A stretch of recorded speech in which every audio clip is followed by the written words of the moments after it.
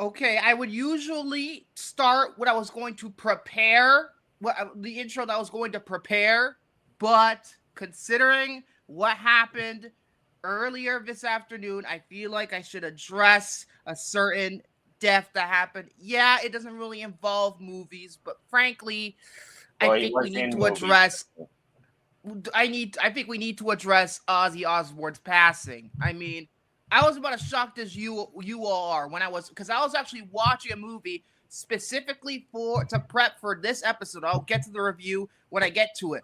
But I was about as shocked as you are, especially he did considering that he did that concert, that charity concert, with Black Sabbath and everything like that only a couple of weeks ago. And then a couple weeks later, he's gone. It's devastating. I think I feel like we should talk about it mainly because it not just affects music; it affects pop culture in general. I mean, come on. Yeah, it's a really really sad loss. It's really sad. He's a legend in all of music. Like if it wasn't for someone like Ozzy Osbourne, there probably would not be heavy metal. No, I don't think so either. Like just think about like not only with Black Sabbath, but the the crazy, no pun intended, roller coaster of his like solo career, Yeah, which in my opinion even outdid his original run in Black Sabbath.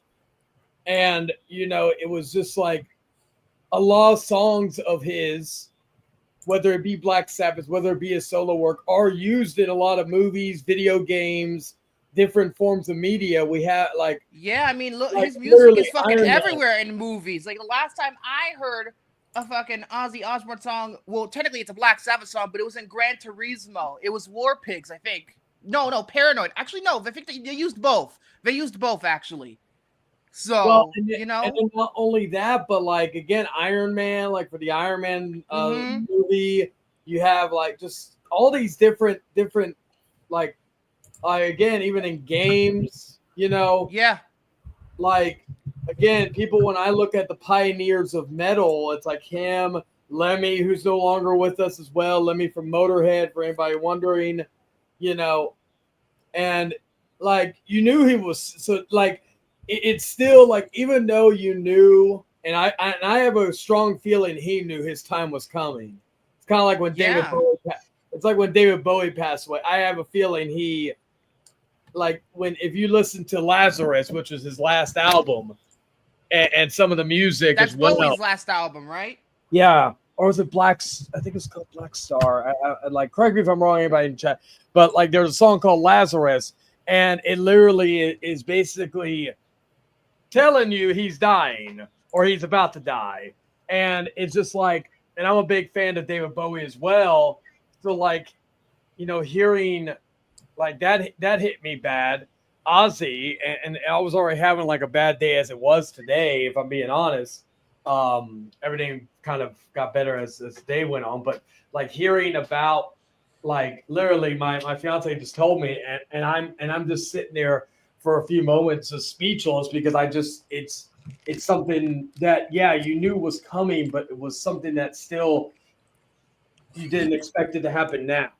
And of course, I Mm-hmm. have personal ties to Ozzy Osbourne because, as most of you would know, he's very well known in San Antonio for urinating on the Alamo many years ago.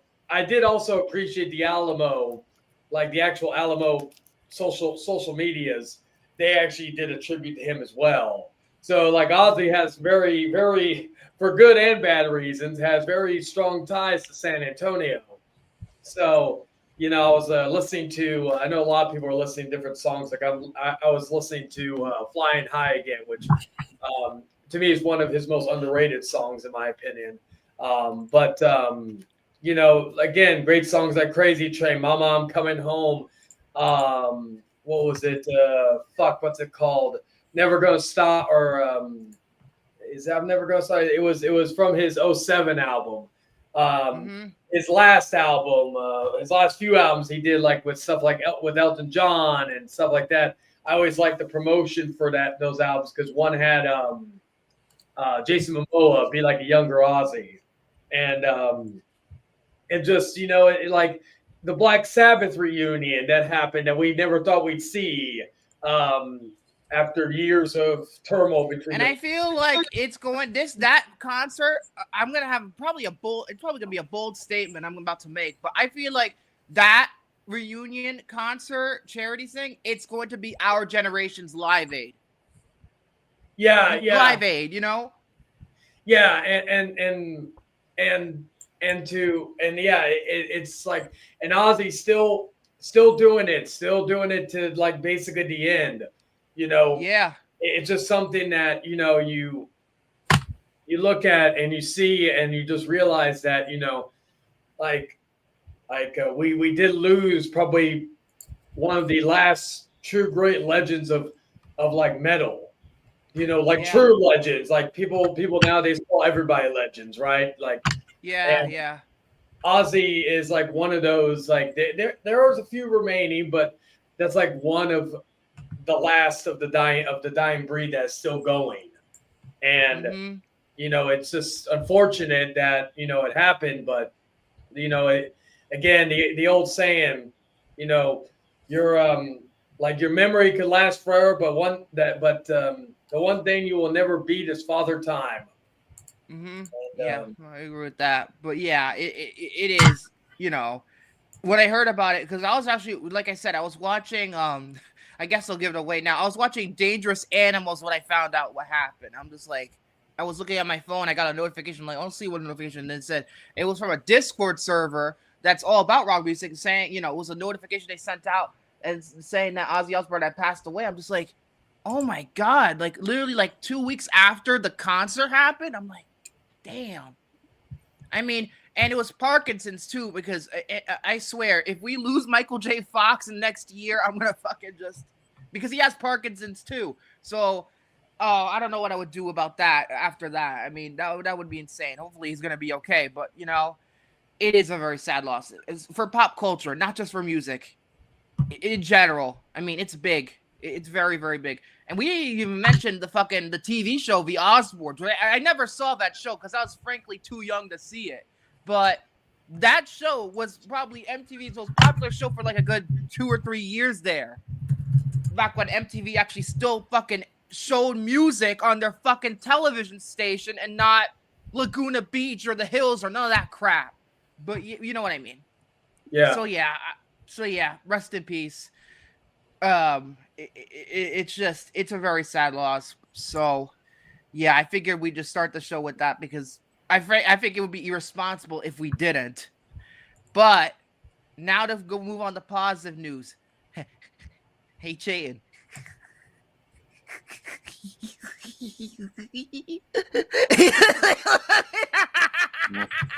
It's coming. Yeah, I'm gonna. What do you thought? The trailer's coming. Actually, I gotta see because I may be watching it. I may be watching the trailer of it on Thursday for Fantastic Four. The main problem I have here is that why the fuck is it going to fucking show up in theaters first and then online like 3 or 4 days later? I gotta fucking at least it's not the Ozzy trailer where it's straight up the theatrical release only. Well, yeah, so. I'll say this though to Victor. Well, even though I'm not really looking forward to it, you know what? I'll be seeing it before you, so fuck you. Yeah, jeez. I'll watch it eventually. But speaking of which, I want to talk about this real fast because this fucking thing, when I first heard about it, pissed me the fuck off. You know what it is? The fact that they decided for some fucking reason, Universal decided to fucking put up IMAX tickets for the Odyssey up 1 year early, and now people are selling them like they're gouging them like they're fucking concert tickets. It's just a fucking movie. It's not a concert. It's ridiculous. Well, okay. Tell that to the chicken jockey crowd. Well, here's the thing, though. I'm going to defend Universal. I think this is actually a genius move It's all just a publicity gimmick. People can watch the movie when it comes out. Why it's not gonna be fucking like totally like hard to come by in terms of tickets. It's stupid. Here's the thing. The tickets that were on sale were for the 70 millimeter. Now, hopefully, at least here in San Antonio, hopefully this time they will be able to work a fucking 70 millimeter. Here's the thing. When it comes to 70 millimeter, usually it's only in New York and Los Angeles.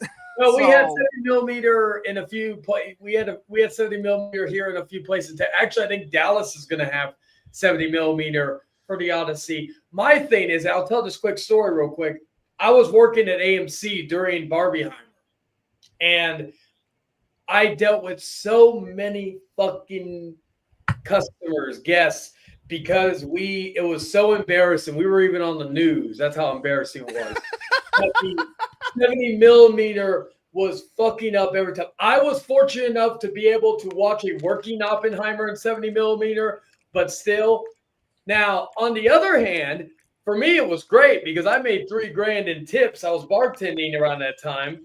I made $3,000 in tips for that whole month, and probably half of that was from angry customers who wanted to drink their sorrows away. So it was embarrassing for the company. I was making bank. So, and that's not counting the money I was making, like my hourly. I was making like just $3,000 on tips. I was doing good around that time.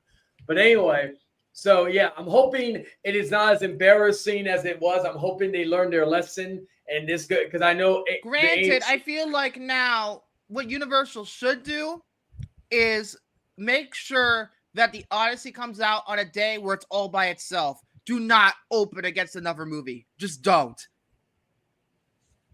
Because it's going to be like last time. It's going to be chaos. Hey, at least Oppenheimer made money. A shit ton of money. Yeah, shit ton of money. But inexplicably, Barbie made more money. Inexplicably. But that's another time. Rant for another time. But yeah, I feel like when it comes to this, it's kind of embarrassing because, this is not fucking Ticketmaster. Like, people are going to be able to watch this thing in 70 millimeter, even when regular tickets go on sale in about a year or so. It's just, to me, just a publicity stunt. That's what this is because, they put the trailer for it only in front of Jurassic World Dominion. Didn't even put it up online. By the way, I saw it when it leaked online because I'm a petty bitch like that. But lucky you, Victor. I found it on fucking Daily Motion, too. But, Daily Motion I don't even know if it's even still up, but fucking Daily Motion apparently had it. It was like the text was in Spanish, from Christopher Nolan. That stuff was in Spanish, but the trailer itself, like the dialogue was in English. So it must have been from like some foreign country that Universal's planning to release the movie in front of. But I don't know if it's still up on Daily Motion. Probably not. And it was decent quality too. But it looked good from what I saw, but I don't know if I'm going to see it in the fucking theater because, my Oppenheimer, I've told the story about my Oppenheimer experience watching that in 70 millimeter in a shitty theater where I couldn't hear half the damn dialogue. Apparently in the IMAX 70 millimeter version, I've learned since that the dialogue was just fine. So I bet you that was just that fucking shitty theater that I went to. So, and it wasn't IMAX, it was regular 70 millimeter. So maybe if I do watch it, I'm going to have to watch it in IMAX 70 millimeter. There's a fucking theater that's going to show it, Lincoln Square 13 in Manhattan. They always do IMAX 70 millimeter if the movie is going to be released that way. Like, for example, Dune Part 2, even though it was shot, I think it was finished on film, but it was shot digitally, but they transferred it to 70 millimeter, and they released it in IMAX 70 millimeter for like a week or so. So they did that. They did Oppenheimer, and it's going to be the first IMAX movie to be shot completely in IMAX. Completely. Not in terms of using IMAX cameras throughout the entire thing. Not like Sinners where they just put it in different scenes here and there. This is the whole thing's gonna be in fucking IMAX. So I feel like there's really gonna be no excuse. I'm gonna have to watch this thing in IMAX. Even just regular IMAX. If I can. So we'll see. Oh, that's right. I saw that article that was fucking half of it. It got fucking there was this bad storm last week and it was just flooded. I don't know if it's open now. I would have to check, but I don't know if it's fucking still closed or not. Let me have a look. Uh, let's have a look. I'm not seeing anything about it being open. Oh God. Oh no. Is it still closed? Let me have a look. Oh my God. No, it's open. It's open. Never mind. It's still open. Yeah, it is. So, it reopened anyway. So they got rid of the fucking flood. But yeah, you know what I mean. So yeah, I don't know, man. I think that stunt was a little bit, you know. But anyway, before we get into our topics, let's talk about the box office because Superman actually held pretty well. I'm gonna fucking if I can fucking share my screen. But come on, fucking box office Mojo, fucking work with me here. All right, here we go. So Superman made 58.5 when I really look at it, $1 million. That is a very, very, very good holdover. Usually superhero movies drop like 60, 70% usually. This is only 53.2%. And obviously this is very good for them because Fantastic Four is going to be opening on Friday. And this is a very good result for them. I don't know what's going to happen in terms of, I know Fantastic Four will be number one, but how much will Superman drop in attendance? That's the question that I have right now. Oh, I'm going to need to fucking do that. But let's talk about a couple of other things. First of all, I Know What You Did Last Summer bombed. 12.7, well, $12.8 million. Yeah, I know the budget was only $19 million, but considering what I've heard about this movie, I don't even know if I want to watch this movie anymore. I'm going to be completely honest. Because I heard stuff about it and what it tries to do, and let's just say, apparently, one of the things that it wants to do is apparently be a ripoff of Scream 5, from what I understand. I'm like, Scream 5 was the best movie I saw in 2022. Why are we copying Scream 5? And then, because not only Cody Leach, but also Movies Ensue, both did spoiler reviews of it. On top of their other reviews, I found out who the killer was. And let's just say I'm not very happy. Hey, Movies Ensue, she's a good YouTuber. So, yeah. But on the better news, we'll get to I Know What You Did Summer in a few, because I bet you Shane's going to talk about that. But 4 Smurfs bombed. I'm happy about that. Well, you know what I'm even happier about? Surprise. You know what I'm even happy about? Even more happy about? Eddington bombed even harder.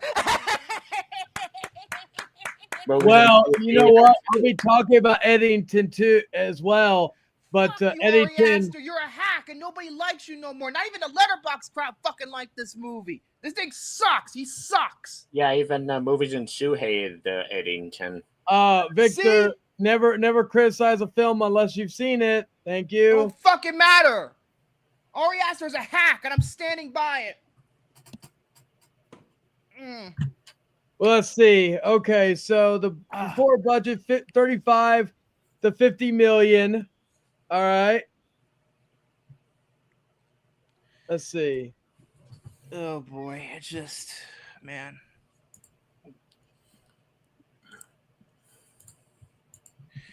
But yeah, as I was saying to you, I'm so happy that it fucking bombed.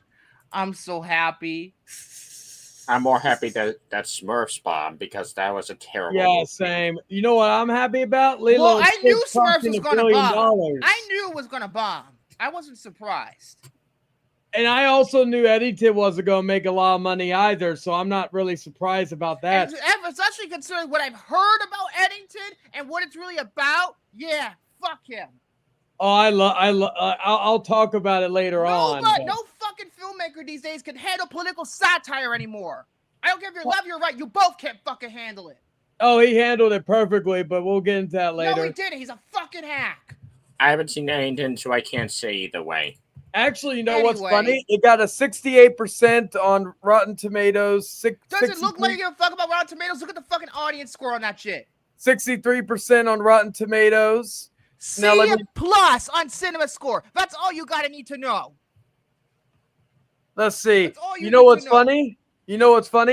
Eddington is better reviewed than I Know What You Did Last Summer. But that's not saying much because even the first movie got terrible reviews. Well, it does better in the audience score, but not by much. Only by like 6%. Even the audience didn't like I Know What You Did Summer. Just a bad weekend for movies. Superman did number one because it doesn't fucking insult anybody's intelligence.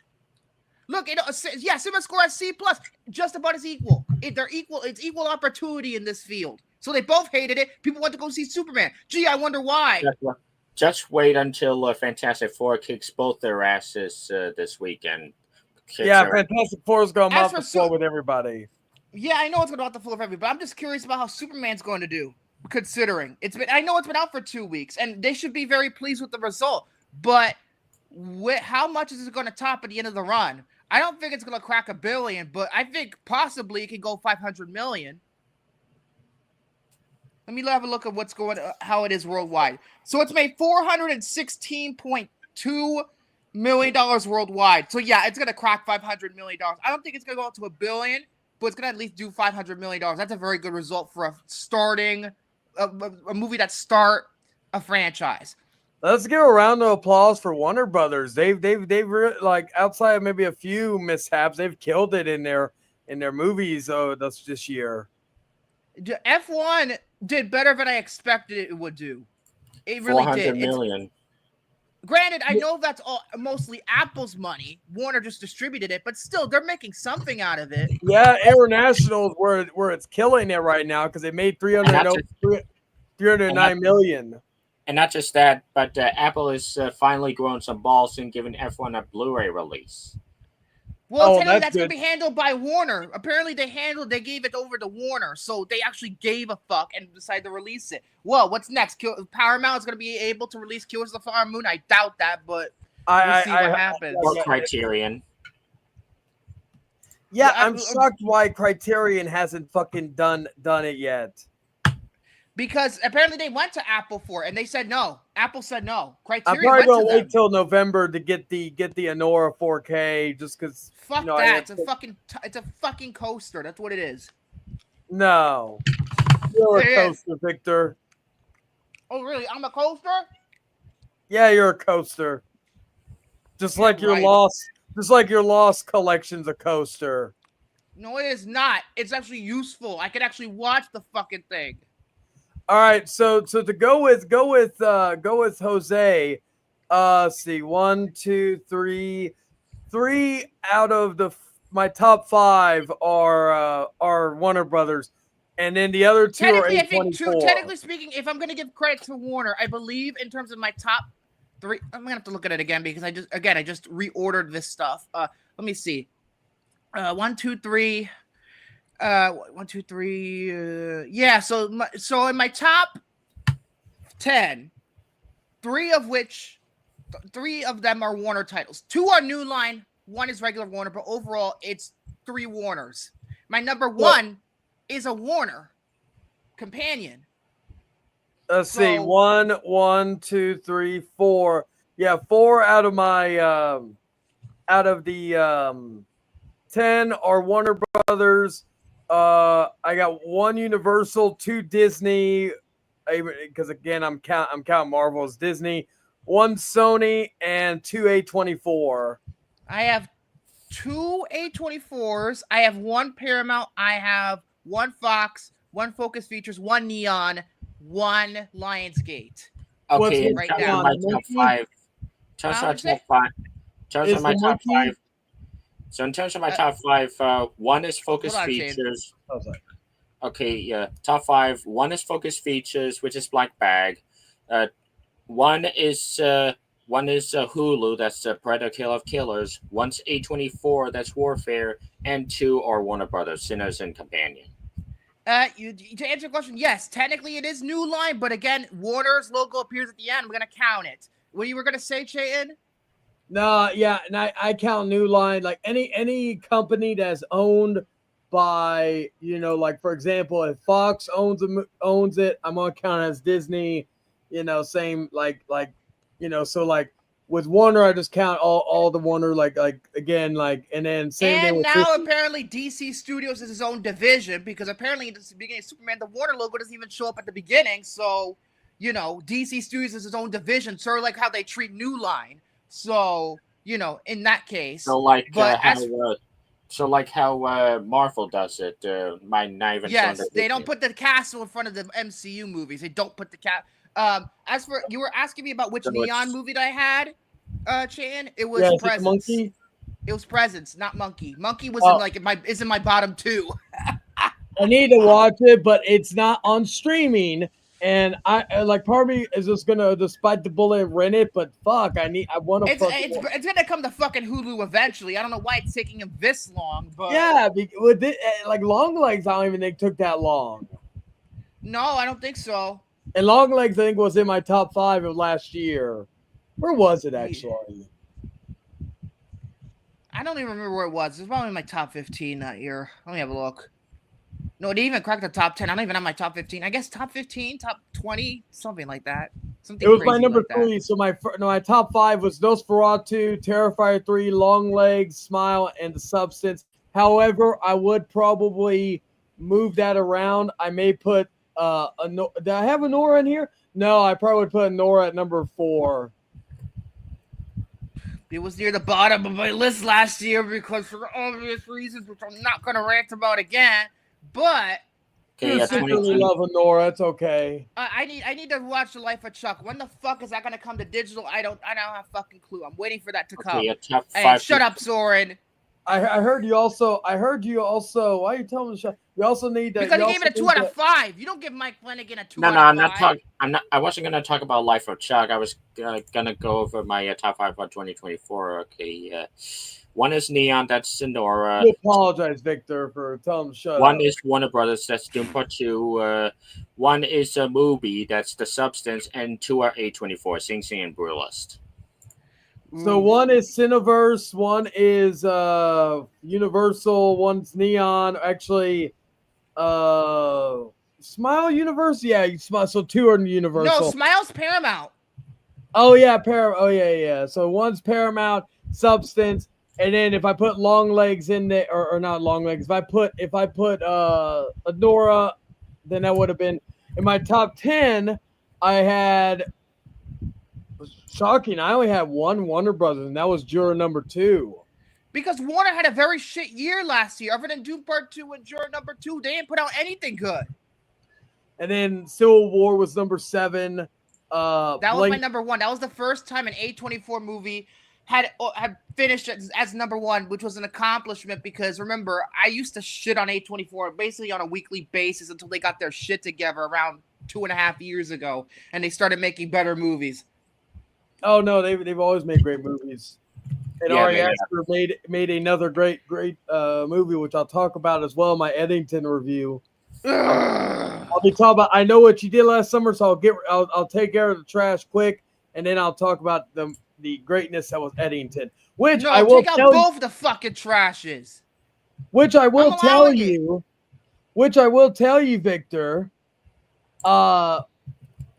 I will spoil one thing, though. Eddington is currently my number 5, but it may go up. Does it look like I give a shit? Does it look like I give a shit about watching it? Oh, Victor. Also, I've talked. I since I am the co-owner of the Network 3000. I have creative control over this fucking show. I co-created this fucking thing. Damn it. Who also co-created? David. Oh, fun. That's what I was about to bring up.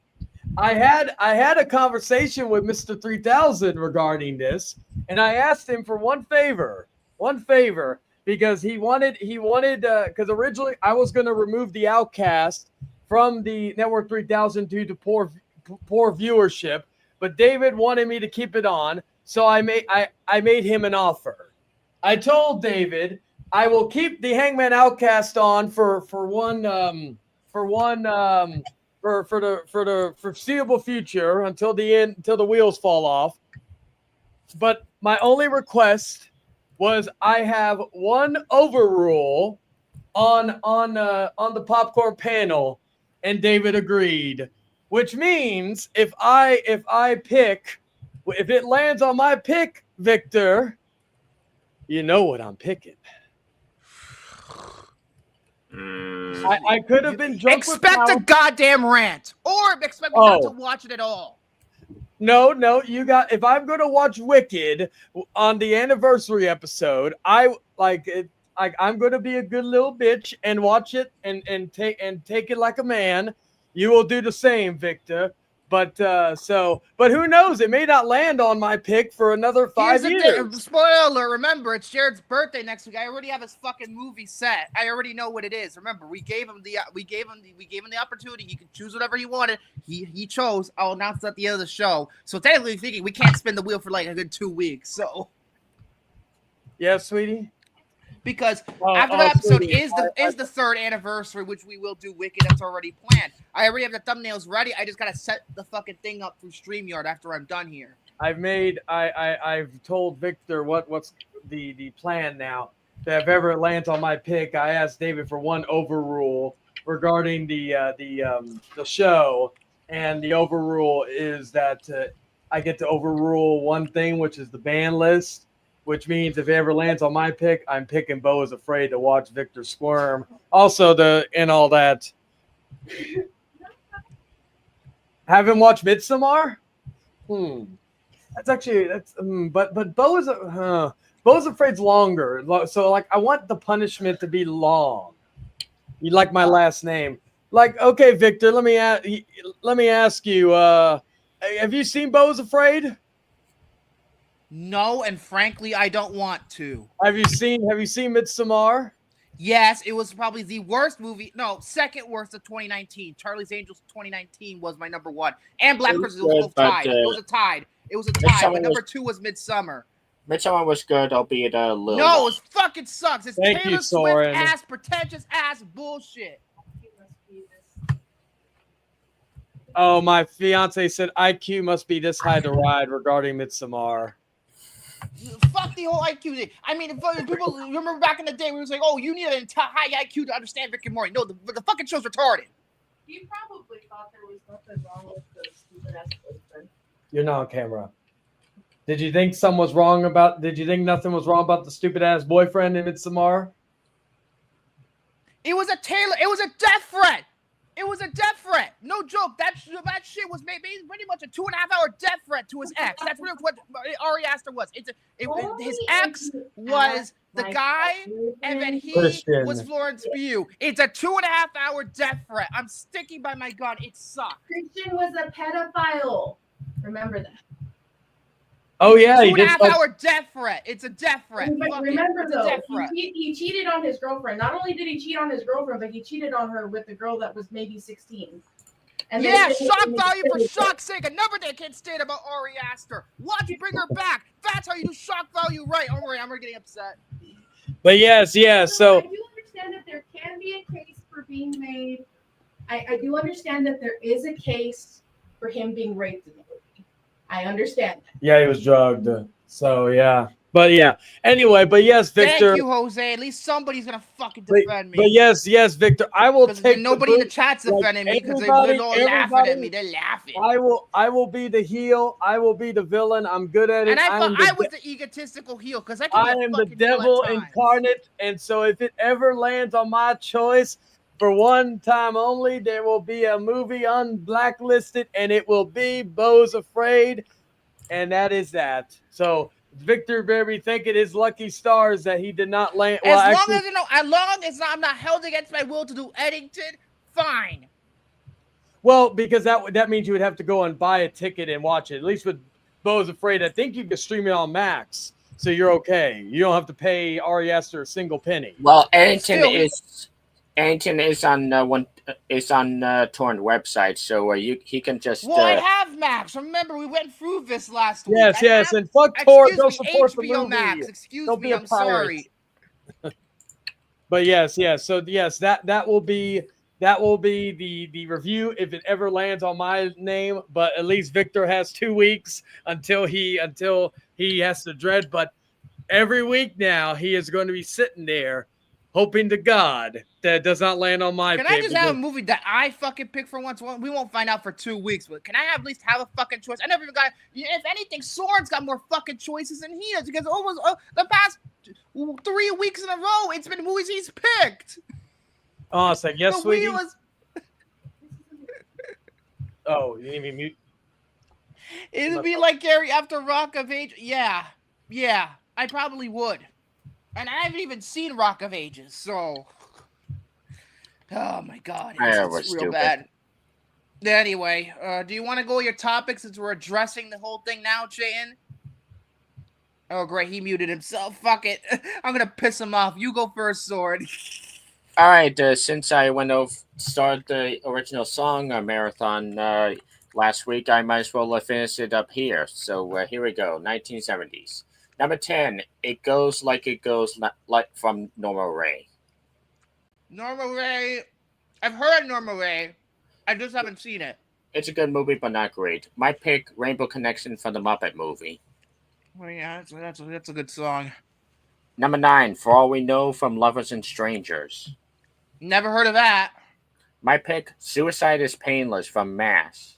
Well, I know, but people say the TV show is better, and I tend to agree. And Number 8, Evergreen from Barbra Streisand's Star is Born. Oh, that's I haven't seen the Judy Garland Stars Born or that one. I've only seen the Bradley Cooper one. My pick, Gonna Fly Now from Rocky. Is that really a song? There's only like 3 words in the whole thing. It was nominated, so I guess it is a song. Number 7, You Light Up My Life. What the hell is that? I don't know. My pick, New York, New York. I didn't know that. This is the Frank Sinatra version because that's the one I'm mostly familiar with. It was before the Frank Sinatra version. It was actually a musical by Martin Scorsese.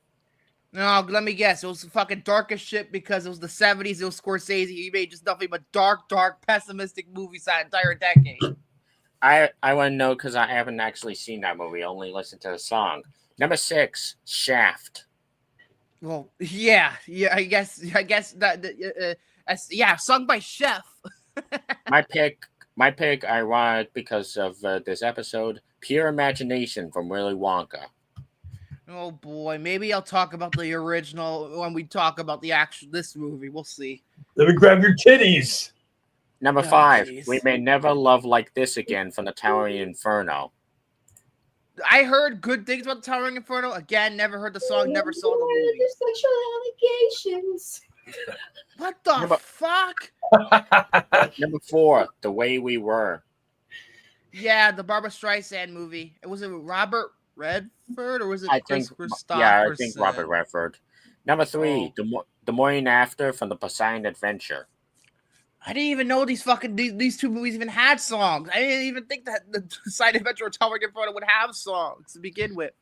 Apparently they do. Number 2, I'm Easy from Nashville. Never saw Nashville. I probably should watch it though. And number 1, Last Dance from Thank God It's Friday. Yeah, I guess so. Is it? Thank God It's Friday. It's a weird movie because apparently I think like it's mostly about disco, but apparently I think Kiss is in it at one point. I think Kiss is the band Kiss because all the songs were from the same artists from the same record label, Casablanca Records in this case. And I know Kiss was signed to Casablanca for a time, so I don't know. All right, 60s. Number 10, Talk to the Animals from Dr. Dolittle. Who gives I only care about the Eddie Murphy one. I don't give a fuck about the original. Nobody does. And especially not the RDJ movie. No, nobody cares. Although the Sia song at the end was actually the only thing that you could tolerate about it. My pick, Bare Necessities from the Jungle Book. I would say yes, yeah. Number 9, The Shadow of Your Smile from the Sandpiper. Never even heard of that. My pick, What's New, Pussycat. Oh, Tom Jones. It's like Mars Attacks. Number 8, The Windmills of Your Mind from the Thomas Crown Affair. Yeah, I've heard of it. I've heard of both of them, actually. My pick, Springtime for Hitler from the Producers. Springtime for Hitler. Number 7, Call Me Irresponsible from Papa's Delicate Condition. What the fuck? What delicate condition does Papa have? I don't know. Number 6, Never on Sunday. Never heard of that. Number 5, Jim Cherry from Mary Poppins. What Mary about Poppins, y'all. supercalifragilistic espialidocious? Excuse me. Mary Poppins, y'all. Anyways, number 4, the days of wine and roses. These fucking 60s. I didn't even know half of these damn movies. This is why the 60s and 70s, I'm always fucking weak at this stuff. Number 3, Moon River from Breakfast at Tiffany's. Oh yeah, the one with the fucking racist. Well, Mickey Rooney's not racist, but his character is racist. That's for sure. Number 2, hey Vic, I'll give you a hint. Spider-Man 2. Oh my god. You will never hear it the same way again after Foundation Bloodlines where they kill a kid while that song is playing. Yep, raindrops keep falling on my head from Butch Cassidy and the Sundance Kid. To be fair, that's one of the best scenes in Spider-Man 2. I think it's one of the greatest montages ever edited. And number 1, Born Free. What the fuck? I didn't even heard of this. Not for 50s. Number 10, Love is a Many Splendid Thing. I wouldn't know anything about the fucking 50s.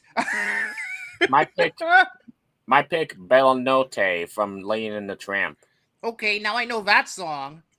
Number 9, Secret Love from Calamity Jane. Nope. My pick, That's Amore from The Caddy. Dude, I'm gonna be completely lost. Number 8, Do Not Forsake Me, Darling from High Noon. Oh, High Noon had a song? I've seen High Noon. It's a great movie. I don't remember. Yeah, wait, the song at the beginning. Fuck, it's the song at the beginning. My pick, Singing in the Rain. Oh, yeah, Clockwork Orange turned that upside down, did they? Yeah. Number 7, In the Cool of the Evening from Here Comes the Groom. What? No, never did that. Number 6, Gigi. For that. Number 5, 3 Coins in the Fountain. No. Number 4, High Hopes from Hole in the Head. Hole in the head? Is it so a guy gets shot at the end in the head? I don't know. I don't know. Number 3, All the Way from The Joker is Wild. I heard of the Joker's Wild, the game show, but not this. Number 2, Mona Lisa from Captain Carey USA. Move on. And number 1, K. Sarah from The Man Who Knew Too Much. Yeah, I guess that's see these 50s movies. It's like that one's the only fucking one I've heard of, and Bella Notte. That's it. Now for 40s, number 10. Oh god, forget it. I'm just gonna let you go ahead and do it. I have nothing to say about the fucking 40s. Number 10, Swinging on a Star from Going My Way. My pick, Have Yourself a Merry Little Christmas from Meet Me in St. Louis. Number 9, The Last Time I Saw Paris from Lady Be Good. My pick, Baby Mine from Dumbo. Number 8, On the Atchison, Topeka, and Santa Fe from the Harvey Girls. Not the Netflix movie, the Judy Garland one, I believe. Number 7, Buns and Bows from The Paleface. Number 6, It Might As Well Be Spring from State Fair. Number 5, Zippity Doodah from the movie Disney Doesn't Want You to Forget. Oh yeah, Song of the South. Yeah. Number 4, You'll Never Know from Hello Frisco Hello. Number 3, When You Wish Upon a Star from Pinocchio. Number 2, White Christmas from Holiday Inn. And number 1, Baby It's Cold Outside from Neptune's Daughter. Wait, wasn't White Christmas from White Christmas, not Holiday Inn? Well, actually, yeah, let me check. White Christmas. I swear to God, I mean, unless it's a different white. Actually, yeah, it was from Holiday Inn. What the fuck? So they made White Christmas like 10 years later, and then they stole that song? I don't fucking know. I know. Finally, we get to 30s. Number 6. I wouldn't even. Number 6, Lullaby of Broadway from Gold Diggers of 1935. My pick, Cheek to Cheek from A Top Hat. Number 5, Sleet Lulani from Wakiki Wedding. My pick, Hi Ho from Snow White. Number 4, The Continental from The Gay Divorcee. My pick, On the Good Ship Lollipop from Bright Eyes. Number 3, Thanks for the Memory from the Brick Podcast of 1938. Number 2, The Way You Look Tonight from Swing Time. And number 1, Somewhere Over the Rainbow. That's the only one I've ever heard of. All right, stay tuned next week as we go over my Adam Sandler ranking. All of them? My God, how long is this going to take? Is it going to take as long as my Kirsten ranking? I don't know. Don't worry, it's not going to be that long. Oh, geez. Like, how many movies you have to fucking watch? Over 50 at least. Over 50. Mine's roughly... How much did I have to watch during the Kirsten? I have to look at my list again. 56. Soon to be 57 on October, but, right now, 56. And you know what's funny? Speaking of which, before I move on, I was watching 59. ER. 59 total, including Happy Gilmore 2.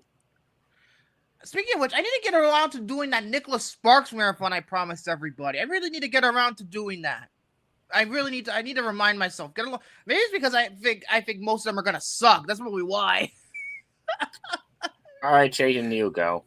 Yeah, you can go now, Chayton. If you can even hear me. Hello. Chayton, did you abandon us again? What? No, I think you fucking abandoned us. Oh shit! What the hell am I gonna do to add time? I guess I'll tell you my story when I was no, I'll save that for later. But I will say I heard about this thanks to Hunter for pointing this out to me. Apparently they're making a book. An author made a book about the Scream franchise, and I found out for it because he sent me the Instagram post for it. And apparently it's coming out, I believe, on August. Let's see. Let's open up the August 19th. It's called Your Favorite Scary Movie: How the Scream Films Rewrote the Rules of Horror. And I will be getting this book. I don't really read books, but you know what? This is going to be an exception. I need to get that book. I need to. This is a requirement for my Scream shrine. Yeah, it's not exactly a shrine right here because how my shelf is organized, but I have all the 4Ks. I'm just waiting on Scream 4 to get a 4K so I can buy that. And then I can have the complete shrine. And I can add this book on top of the shrine. So, and obviously it's authorized, which makes it better. It's not like it's an unauthorized piece of shit book that nobody cares about. It's an authorized book. So, I'm definitely going to buy it. I'm definitely gonna buy it. So yeah. What are you gonna buy? Why Lost the book? It's a book about Scream. It's called Your Favorite Scary Movie. It's an authorized book on the subject. So I guess it's gonna go over the history of the Scream movies, and it includes interviews with the cast and crew for all 7 movies. So they're gonna talk about 7 in this book. I don't know. I'm probably not. But it's supposedly coming out on August 19th. I will be buying that book whenever I can. I bet I don't usually buy. I don't buy books. I don't even read. But you know what? I need it. That explains a lot. Fuck off. I can read the wreck. I can read. I read Wikipedia almost every day. I was gonna say, as Victor, after you watch Bo is Afraid, you'll understand the meaning of life. So you'll be reading a lot more afterwards. Oh, jeez. Hopefully, or hold you over for Scream 7. Oh, jeez. Yeah. What's next? Is Gwyneth Paltrow's head gonna have a cameo? Is that I what heard we're Kevin referring to? I heard Kevin Spacey's gonna be the killer. Yeah, no way. They're probably not gonna hire Kevin Spacey anytime soon. And the twist is that he's Kaiser Sose. No, the twist that he wasn't Kaiser Sose. There we go. He wasn't Kaiser. In this movie he will be Kaiser Sose. No, that's the twist upon the twist. He's not Kaiser Sose. He comes in as Kaiser Sose because everybody thinks he's Kaiser Sose. Then the twist is it's his twin brother. So yeah. Oh Jesus. Let's go to you, Che. What do you have? Oh yeah, so I have my reviews of one of the worst movies of the year and also one of the best movies of the year.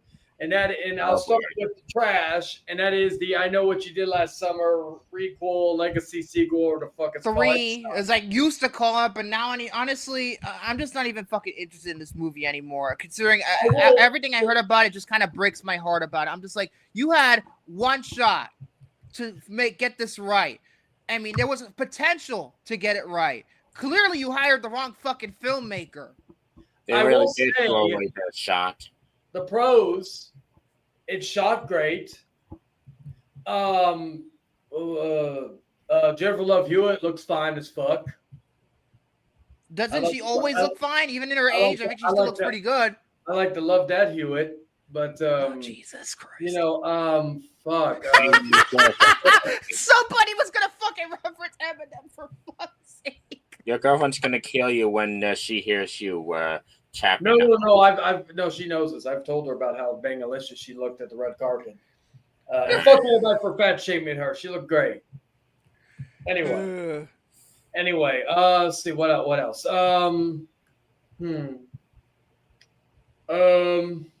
That's it.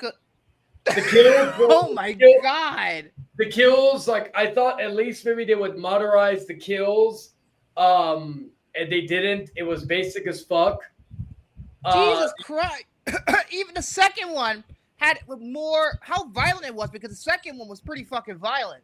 They had one good kill and it was in the trailer, so like that was, and it wasn't. My God, it's like they almost wanted to give it PG-13, but they didn't end up getting PG-13. It was an R, so the characters were uninteresting as fuck. There was one other thing. There is a cameo that I did like in the third near the third act. There was a cameo. Now, also there is a post-credit scene, but I've had that possibly could set up a sequel, which I really don't want it. Yeah, it's not gonna happen. It's not gonna happen. It only fucking made $12 million. It's I won't over. spoil too much, yeah, Hunter, because yeah, like as far as like fucking, but just stay for the credits, because actually I didn't stay for the credits because I wanted to get the hell out of there to go watch Eddington. So I saw it on YouTube, and yeah, it was like yeah. But anyway, so outside of that, what I said about the cameo, the performances were mediocre to bad. The kills were atrocious, like basically run-of-the-mill PG-13 style kills with a little bit of blood. So again, wasn't this rated R, not PG-13? This is ridiculous. Yes. The twists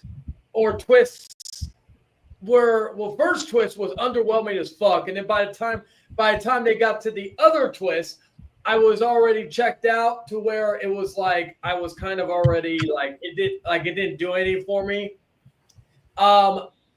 This will probably go down as one of the worst movies of the list. Like right now, I was originally going to put it above Until Dawn, but I'm actually it's basically, I think, the top 2 worst movies of the year, because I do have some fun with Until Dawn. With I Know What You Did Last Week, which I also need to remind my fiance that Until Dawn's coming to Netflix this Thursday. But anyway, the top 2 worst movies I've seen so far this year have to go to I Know What You Did Last Summer and Fear Street Prom Queen, because I had such high hopes.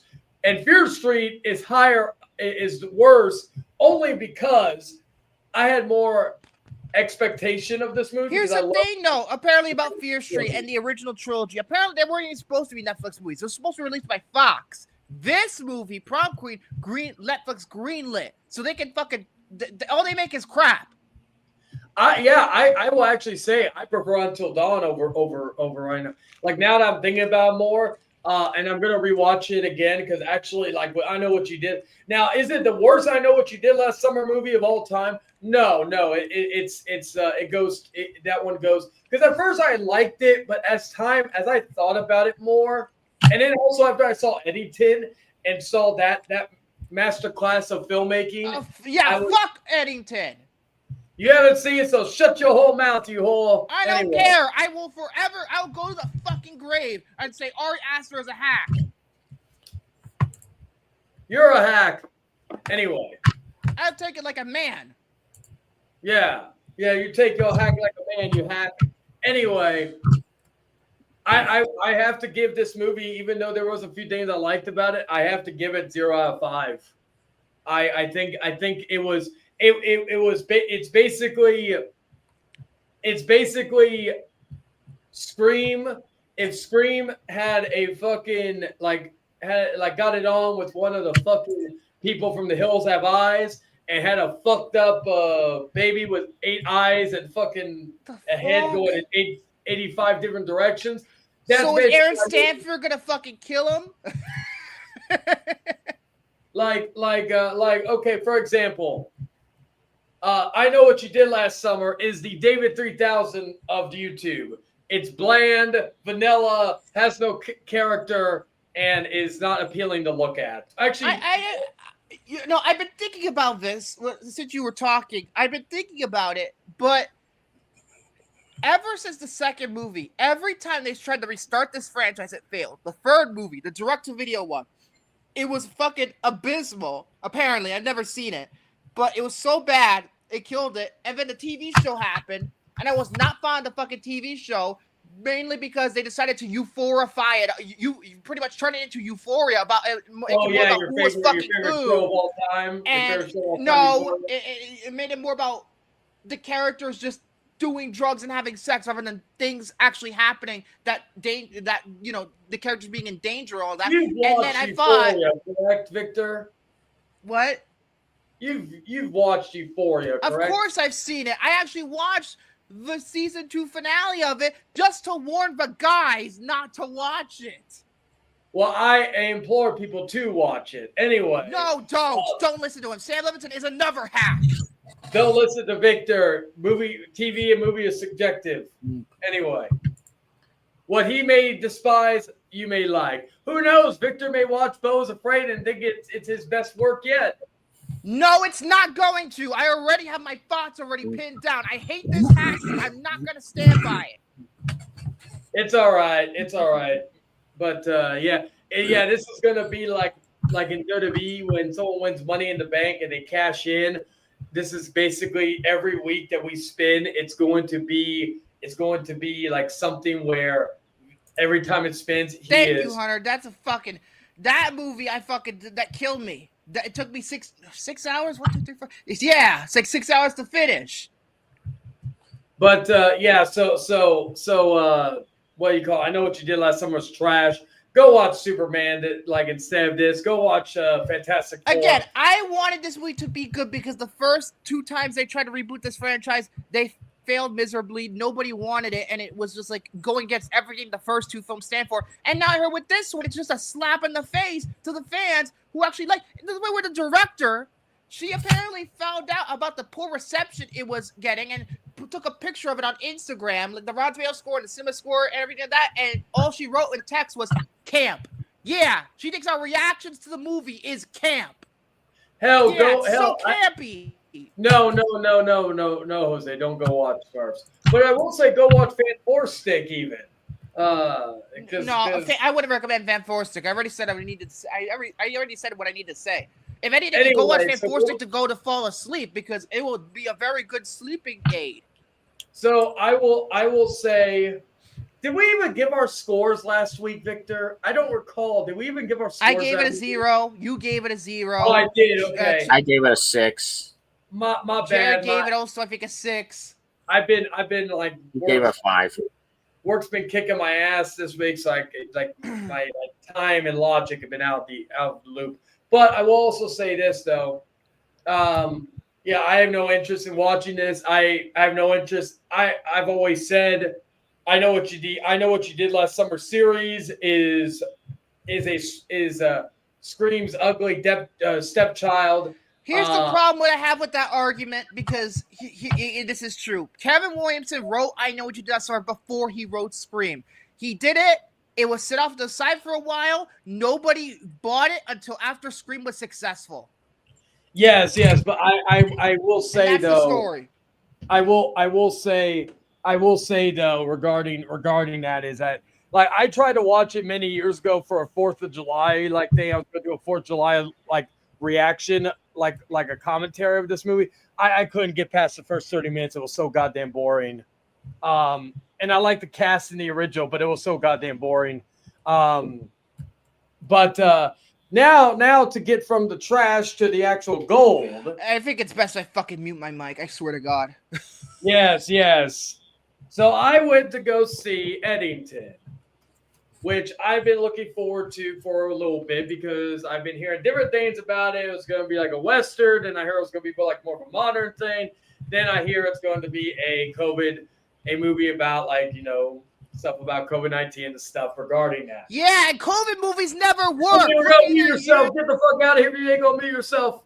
my segment. Hey, Glass Onion was good, and that was about COVID. What was that fucking movie with that guy from Riverdale that was about COVID? The fuck was that called? Fuck, I forgot the name of it right now. It came out in 21. I forget what it's called. I'm gonna have to fucking look that up now. Fuck, it's gonna bother me. It really is gonna bother me. Oh, Sick's really good. Other than Sick, apparently that's the best COVID movie. Other than that, Songbird. That's what it was. Songbird. That's the one I was thinking of. Apparently it's dog shit. Mute yourself, Victor. If you haven't seen it, then you have no opinion of the movie. Thank you.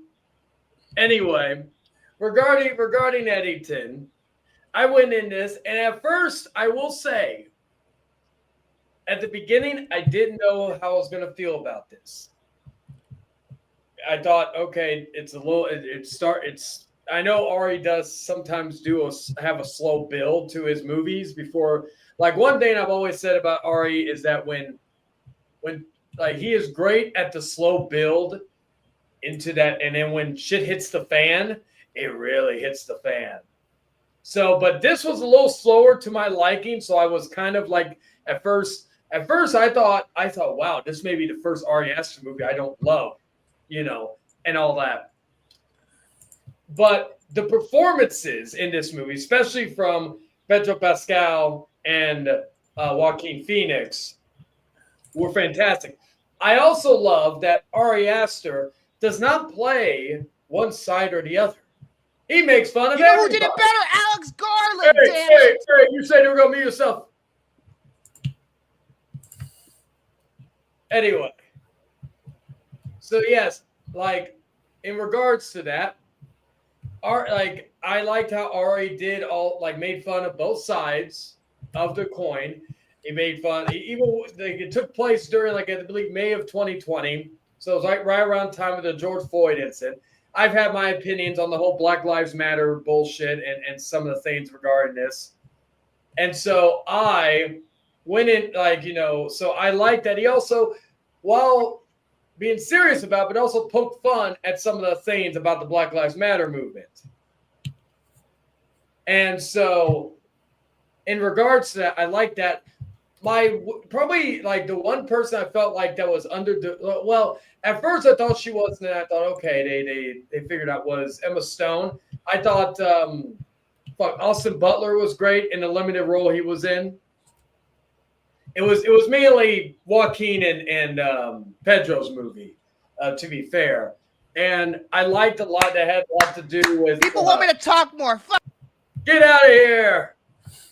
They want me to talk. Too bad. Wax on. Wax on. My show. Wax on. Co-owner. Anyway. Wax off. Anyways. Showrunner. Producer. I'm executive producer, asshole. Am I executive producer too? Technically, we're all executive producers. Oh, okay. So anyway. But outside of that childish interruption, people. Anyway, so yes, I thought the cinematography was just subpar, like it was or sublime, excuse me. I thought the score, I liked. There was a lot of quiet moments in the movie that I thought were executed well. And again, the performance was great. I thought it was directed fantastic. This was the most grounded, I feel, of Ari Aster's movies. While it does get crazy at the end, but I do feel like it was probably the most grounded in terms of imagery and in terms of the themes of the movie compared to others that he's done. Because, he's done stuff about witchcraft, cults, and, of course, Beau is Afraid. So that was another thing I liked. It kind of showed it, and it wasn't a movie it was probably also Ari's first full non-horror movie, but it had some disturbing elements. It was also very funny. It was probably the funniest Ari Aster movie I've seen of the four. I had probably that and Beau is Afraid. And when the third act kicks off, my God, it was just nonstop anarchy. from start to finish. I loved it. That was like when I knew, like at that point, I was like, yep, and it's another all-timer from Ari Aster. It just proved that he was 4 for 4 in his ranking. He's 0 at 2-4. 2 out of 3 because I haven't seen Eddington. People have fucking got my back over this subject, so it doesn't matter. Well, at least Soren at least can agree for 2 out of 3. See, with Soren, at least Soren can at least say, okay, I like these two. The other one, okay, because Beau is Afraid is very polarizing. That's probably his most polarizing. I feel like this one's going to be it's not as polarizing as I thought it was going to be. It's not as it's C+ on Cinema Score. It's very fucking divisive.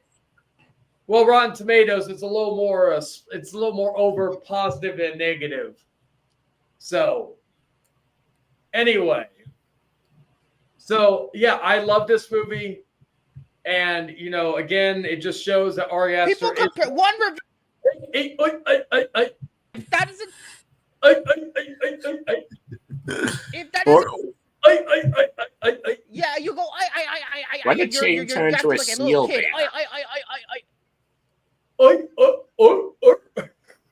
Anyway, into a live-action remake of the Romeo and Juliet ski movie. Maybe next week, maybe I'll try to go see Eddington again next week, and then do a ranking of the Ari Aster movies. I've been noticing a lot of people have had.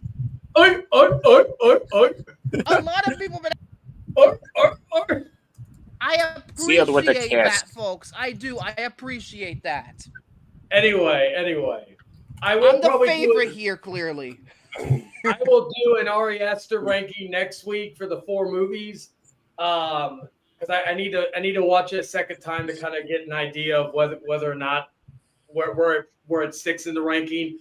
But it's another 5 out of 5 movie for me, and again, just shows that Ari Aster is one of the best directors in the world right now. And I know I am alone, very alone on that island. But you know what? I'm sitting pretty. And you know who else likes Ari Aster? My woman. So you know what? You can all go fuck yourselves, but I love y'all for watching and hearing me talk. You need to shut the fuck up. I had to do it. I think well, there is another guy that I follow on YouTube, Rockland Grave Productions. He's a very big Ari Aster fan too. So does it look like I give a shit about other fucking film YouTubers? Because most of them suck anyway. Like I said before, a couple of weeks ago, I don't give a shit about what anybody else thinks. I care only about what I think. Yes, I know it sounds pretentious. I know it sounds incredibly self-indulgent, but damn it, I'm sick of other people. Well, I know. That's why I keep trying to tell William whenever William was like, what was he saying? When William was saying certain things about movies, I'm like, thinking, William, have you seen the movie? He's like, no. I was like, okay, where are you hearing this from? Oh, I heard it from other people. I'm like, William, it's like, go see it for yourself before you take other people's thing. Just like, again, I'm the only person in here that has seen Eddington. Everybody else has not yet. Anyway. But I've seen 2 Ari Aster films in my life. If I saw nothing, I wouldn't fucking know anything. But I see 2 of them. I already know his fucking style by now, and I'm sick of him. Just like Lars von Trier, I don't need to see 2 of his movies to tell him for him to go fuck off somewhere else. At least Victor, I will agree with you on Lars von Trier. Some of his movies are okay, but I agree with you in that sense. So. Same with me with Tyler Perry. 1 movie, and that was it for me. Well, I have seen 0, but it will be 1 if it lands on fucking Medea Goes to Jail, because I think if you like, here's the thing. If Victor thinks Ari Aster is a talentless hack, the true talentless hack is fucking is Tyler Perry. You were about to say Ari Aster. Look at you mixing up your words. Look at you. Because Tyler Perry, and unfortunately, not me, because I never saw Tyler Perry in the movie in the theater, but a lot of these idiots who are calling him that now, I guarantee you, some of you saw at least 2 of his movies, so you're part of the problem, just like Transformers back when they sucked. That's why we granted, don't get he makes movies only for Netflix now, so it doesn't fucking matter. Yes, but that's also why we don't get good Transformers movies, because when we get we good got ones, good one. It's called Transformers 1, and nobody went to go fucking see it. That's what I'm saying. Because nobody went to go see it because it's not a good movie. Now you shut your whore mouth, Soren. Anyway.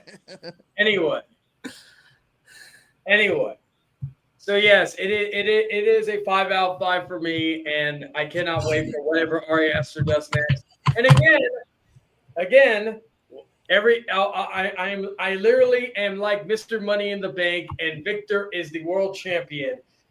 And every week that we do the wheel, it's gonna be like, is that gonna be the moment that I cash in on him? I whack him over the head with the briefcase. I'm about to cash in. Then when the wheel hits something else, I'm like, not yet. It's not time yet. You're lucky I don't save it for my birthday, because if I wanted to, I could be like, you know what? For my birthday, when is your birthday? November 3rd. Wait. Do we pick a movie for our birthday that we do? Well, technically speaking, I might have to change it a little bit now, considering now Jared's going to get a whole fucking day of this, and because it landed on his birthday, he can choose whatever he wants. Maybe I should just adjust the rules, and one of us, if it lands on our birthday, we will get to choose one thing. I guess I'm going to have to adjust the rules a little bit and say we can pick anything for our birthday. It's funny because we're both November babies, although I think I was born first. Well, not in terms of birthday, but like not in terms of like the year I was born, but in terms of the day, yes. Let me see. But so we don't review the movie, we just put a movie on the wheel? No. It was used to be like that when it was our birthday, but I feel like now, since it's all fair game, and now with Jared's birthday next Tuesday, and we review on his birthday, on our birth week, the week of our birthday, we get to choose one movie to review.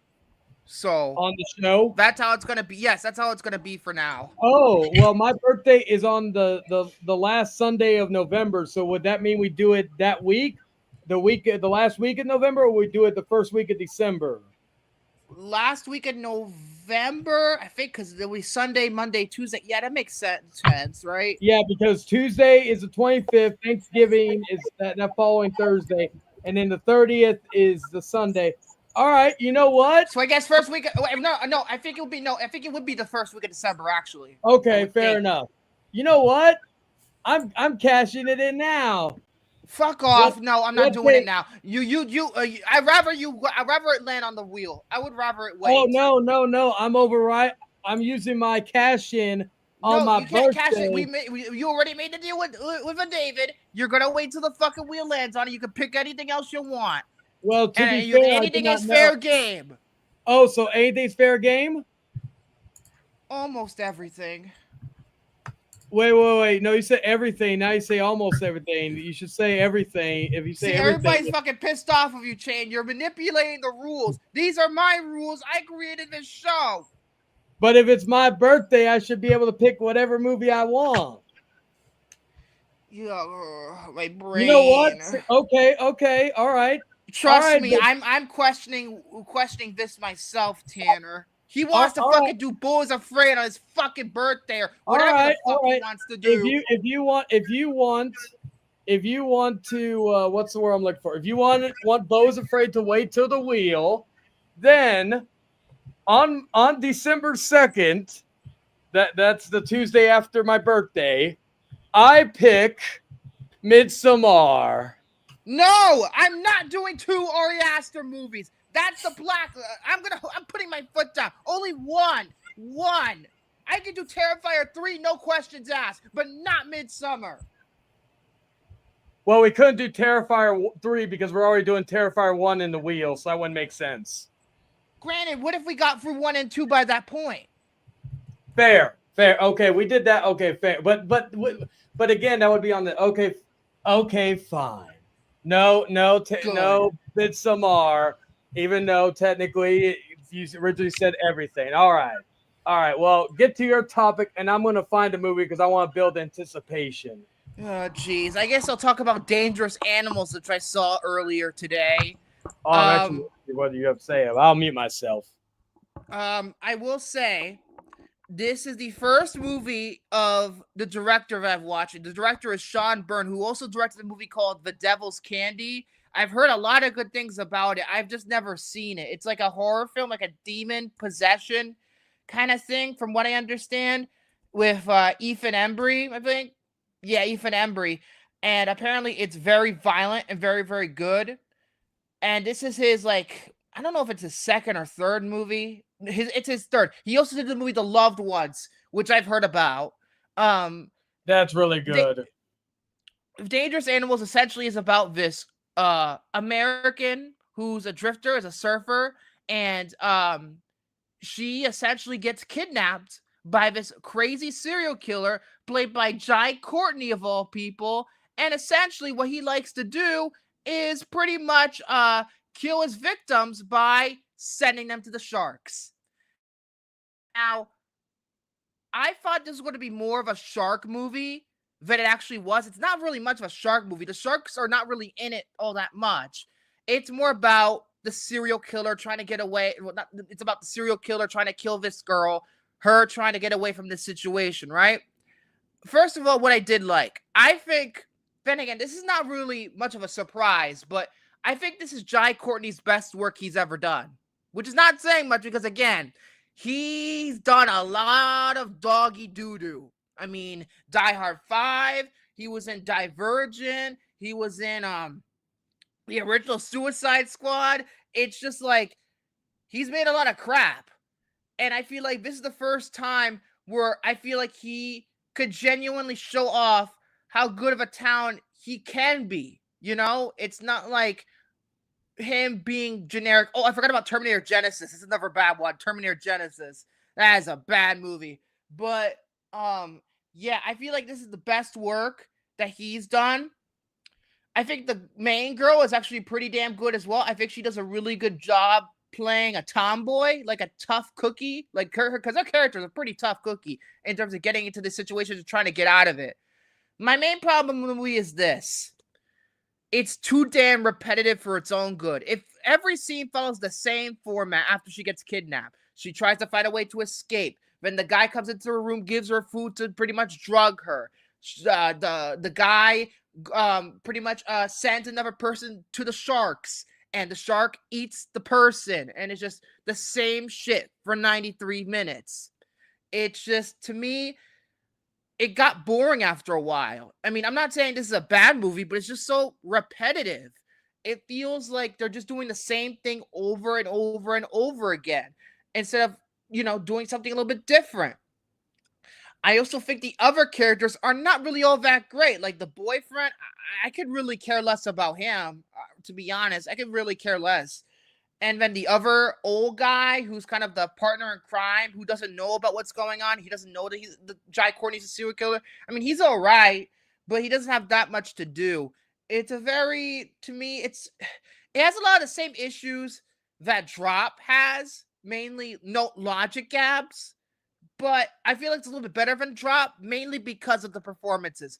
I say watch it for the performances. Also, the CGI for the sharks looks off. Yeah, it looks awful. It looks really bad. I don't know how much this movie costed. I don't think it costed very much.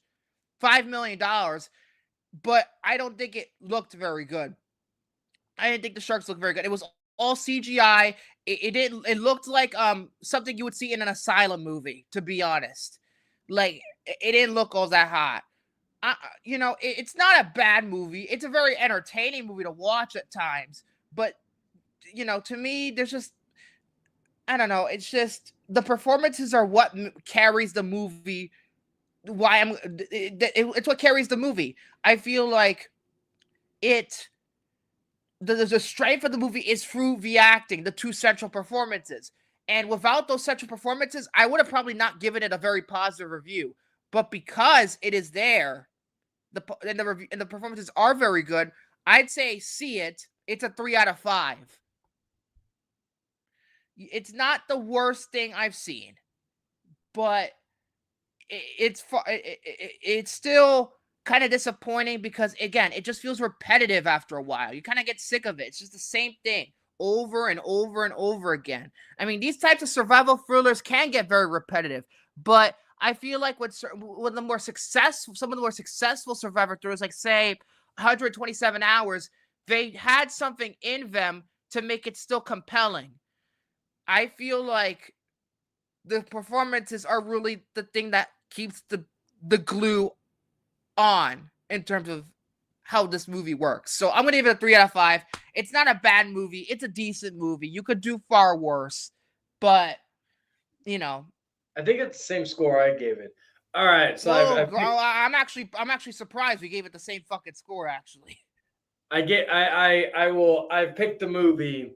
It's because it was either this or a Serbian film, but I thought a Serbian film was too extreme. Oh God, not a Serbian film. You can never make me watch a Serbian film.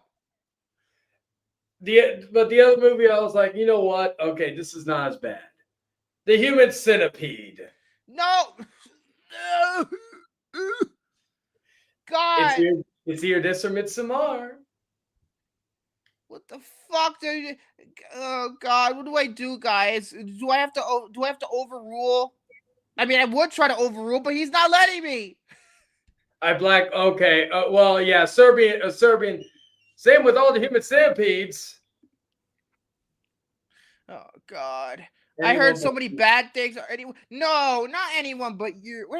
Anyone but you is like the only one I could probably fucking tolerate and get through it just fine because I would have to fucking vomit or be pain. But I don't think Chayton wants that because he knows, even though it has Sydney Sweeney, I could get through it in one piece. Yeah, because that I thought about it. Oh, geez, that would be a fucking cakewalk, Tanner. But yes. You probably. Yeah. Because you know why he probably want me to watch it because the third act, don't you, Tanner? Doesn't that fucking infamous scene happen in the third act? Madam Web too. That doesn't exist. But yeah. So we could do either the Human Centipede or Midsommar. It's up to Victor. Jesus Christ, what do I do? Which one could he sit through?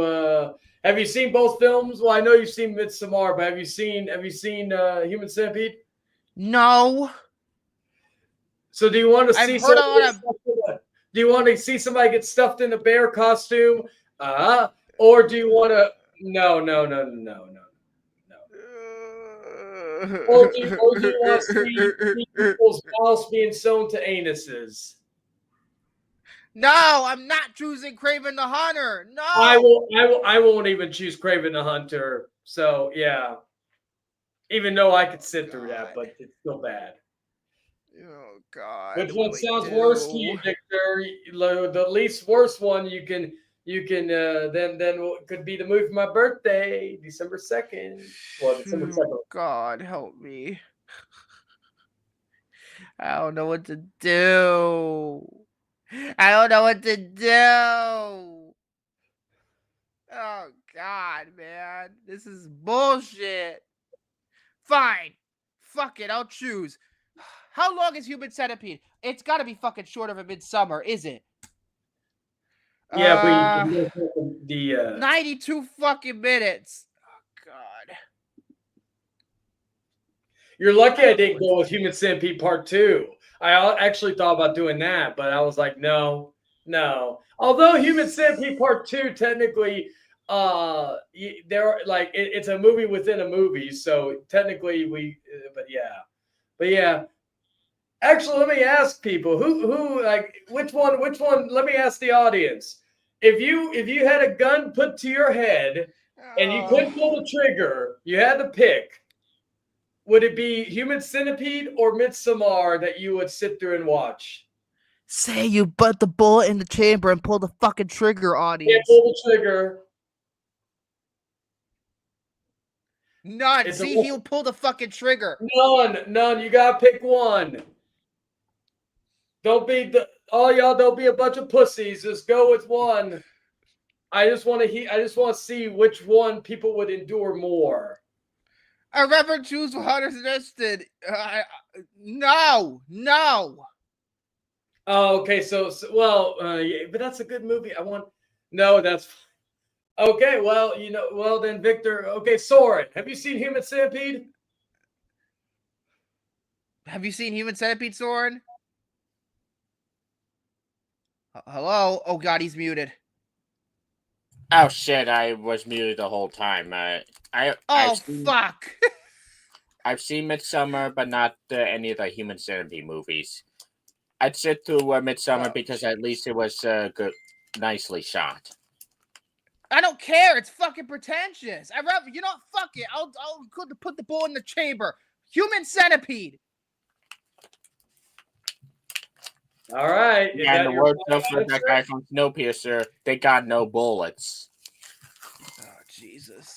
I picked the Oh God, the Emoji Movie. Oh God. Well, I put it on the wheel, so. That's right. He did put it on the Thank wheel. You, Soren. That way, because I will be suffering watching that movie, but also knowing Victor's gonna suffer too with me, it's okay. I can manage. But plus, fine. Final answer: Human Centipede. Final answer. All right. So December 2nd, that will be the movie for the popcorn panel. Human Centipede. Let's hope you fucking forget. And then next year, I'll do the same thing, but with Human Centipede 2, and we'll see if he get. Wouldn't that be on the wheel regardless? It's a franchise. I don't know. It depends on how I fucking feel about it because if it ain't like every birthday, I'm going to every time I want to put one of the most obscene horror. Look, I got through the Doom generation just fine, and which by the way is a movie where a guy gets his fucking dick chopped off by neo-Nazis. So I think I'm gonna be fine. So what should have been done with P. Diddy? Like you said before, you weren't there when it happened, but we were dying. Before we continue, I do have to tell my fiance this. Oh my God. Just absurd. Hey, sweetie. Absolutely. So I picked the movie for my birthday on December 2nd. Well, my birthday's November 30th, but December 2nd will be the episode of Popcorn Panel. And I was going to go with Midsommar. He put his foot down because he can only take one Ari Aster. So then I decided the Human Centipede. And then I told him he's lucky I didn't pick part 2. But I told him that he had a choice. Because originally I also was pondering the idea of a Serbian film. But see, even she didn't want to do this fucking Serbian film. She's seen the Serbian film. I've seen it, yeah. But I told him what would he, because he'd never seen Human Centipede. I said, what would you rather watch? Be someone get stuffed in a bear suit again? Or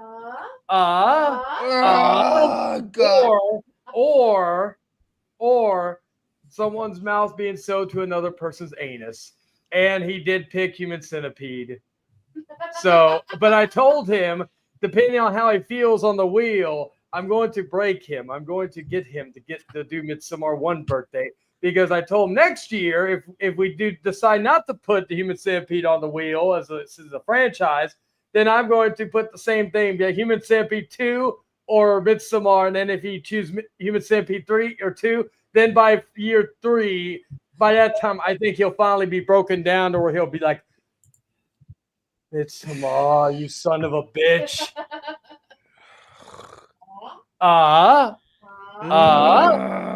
He also tried to interrupt me when I was talking about how fantastic Eddington is. All right, sweetie. Okay, I got a question for you. Which one, like you know? Yeah, the guns were gone. Yeah. What do you call it? Oh yes, I was wondering what would break first, your spirit or your body. Oh God. Or your booty hole. Especially after watching Human Centipede. It'll be extremely painful. Sweetie, if anybody's gonna suffer, you're gonna suffer with me. What, me? I like Human Centipede, the first movie. No, so Soren's never seen it, and Jared probably will suffer too. I'm sorry for Soren. I'm sorry for Jared, but just no blame Victor. If I sat through fucking cuties, then I can sit through anything. And I sat through cuties too. I well, sat through that shit too. So, sweetie, I'm going to give you the choice. I know you're like, because I know since it's your, what? I wanna see Superman. Oh, you did even more than Eddington? Okay, good, baby. probably go see Eddington at some point. Or I might go streaming. Oh, Until Dawn's coming to Netflix Thursday. So if you want to watch it, we can watch it. But I Maybe. really want to go see Crypto and see if he's seen my Crypto plushie. Well, she does. Watch Superman over the minute. I'm going to watch Superman anyway, but still. And she's a big Ari Aster. She's a big Ari Aster fan, so she's that's one thing. I want to see the puppy. That's literally the only reason why she wants to see Superman. Is because and if you think it's cute, what are you gonna do? I'm about plushie. Well, dude. Plushie of Crypto.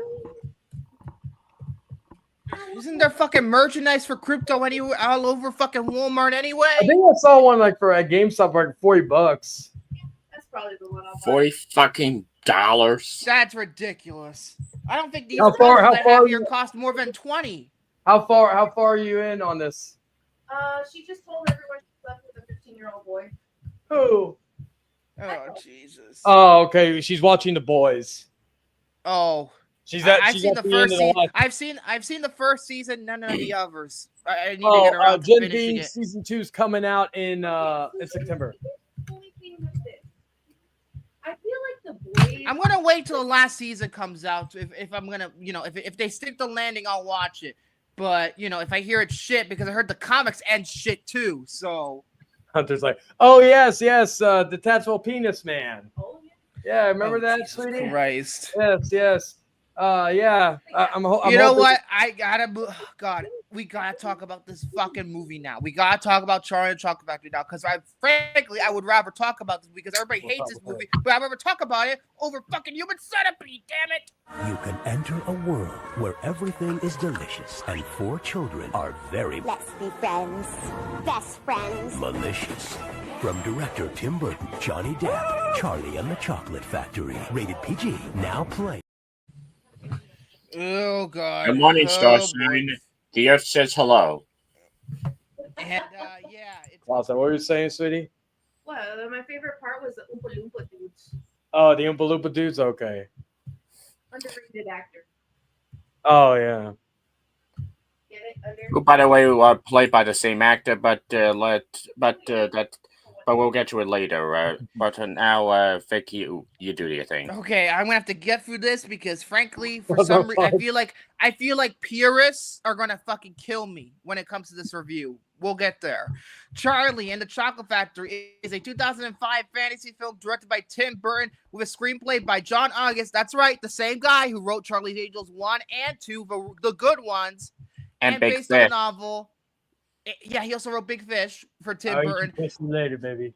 Based on a novel by Roald Dahl, produced by Brad Gray and Richard D. Zanuck, starring Johnny Depp, Freddie Highmore, David Kelly, Helena Bonham Carter, Noah Taylor, Missy Pyle, James Fox, Deep Roy, and Christopher Lee. Released on December 15th, 2005 by Warner Bros. Pictures and Village Roadshow Pictures. Budget was $150 million. And it made $475.8 million worldwide.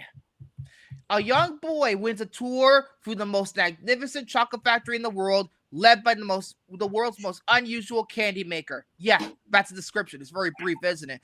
83% on Rotten Tomatoes, 6.7 out of 10 on IMDb, 72 on Metacritic, 3.3 on Letterboxd, and A- on CinemaScore, which is funny considering this movie for a very long time. I said December 15th. I said July. Why would I say December 15th? July 15th is when it fucking came out, not December 15th. What the fuck? Was the last movie review came out in December? Oh, God. I'm all over the place. Yeah, you see, you kill me, your fucking Eddington bullshit. Yeah, the last review was in August, actually. Okay. Let's talk about this movie because I have seen it when I was a kid. And I say it was a childhood favorite of mine as a kid. In fact, I've seen both versions when I was a kid, and I always preferred this one, which for a long time was people told me you're fucking full of shit. That you like this one over the 1971 original. But frankly, I think I still prefer it as an adult compared to the 1971 original. Yeah, same here. I do. And the reason why is this. I feel like there are a lot of things I haven't seen this movie in a very long time. So there's a lot of things that kind of surprised me about it, which we'll get to. but I feel like Tim Burton's style fits Roald Dahl better than in the 1971 original, if that makes any sense. I feel like Burton and his style fits in incredibly. And not just that, I don't know if you know this, because the original Willy Wonka, believe it or not, it was actually made to sell candy. It was made to sell It was made to sell. It was made to sell candy rather than most movies are made to sell toys. Oh my god! Which failed because not only did Willy Wonka initially bomb at the box office, but the initial candy brand was pulled shortly after. Another reason why I feel like this movie works better, from what I understand, this is closer to the original novel. The 1971 original deviates considerably from the novel. And you know what me and adaptations, you don't have to, adaptations are, you have to try and draw a very fine line between honoring the source material while putting in things that really do stand out by itself. And I feel like this movie does that by, first of all, it takes place in a very Tim Burton in a very strange way. It is the present, but it's almost like what Tim Burton thinks of in his imagination. What would the present look like in his style? Because it takes place in 2005. There's no shadow of a doubt. Because there's modern televisions in the movie, the CRTs, because it's 2005, and there's even shots of New York and Denver and all this other shit. Yeah, I think there's even like a Halo clone in it, and it takes place in an exaggerated version of London, I believe. I actually thought, since I feel like it does take place, I think, mostly in London, an exaggerated version. Well, it kind of jumps all over the place throughout the entire movie, especially in the first 45 minutes. But I feel that the production design for this movie is immaculate. I forget who did the production design. I think it's a Burton's, like a frequent collaborator of Burton's. I forget who it is. I wish I looked this up further. They won the Oscar over Memoirs of a Geisha. Oh God, who's the fucking production designer on this fucking thing? Alex McDowell, who actually did the production design on Fight Club and The Crow. Did he do Dark City? No, he didn't. He did Fight Club, The Crow, Watchmen, Minority Report, Man of Steel, and The Cat in the Hat. Yeah, and he directed Cat in the Hat, and look how well that turned out. No. I said Alex McDowell is the production designer for this particular movie. But I think it is very, very, very, it's a very well shot movie. It is a very well shot movie. And it's the same guy who shot Big Fish too. Yeah, not just in the factory, but the town itself. Yeah, the town itself. It looks very, very good. It does look very good.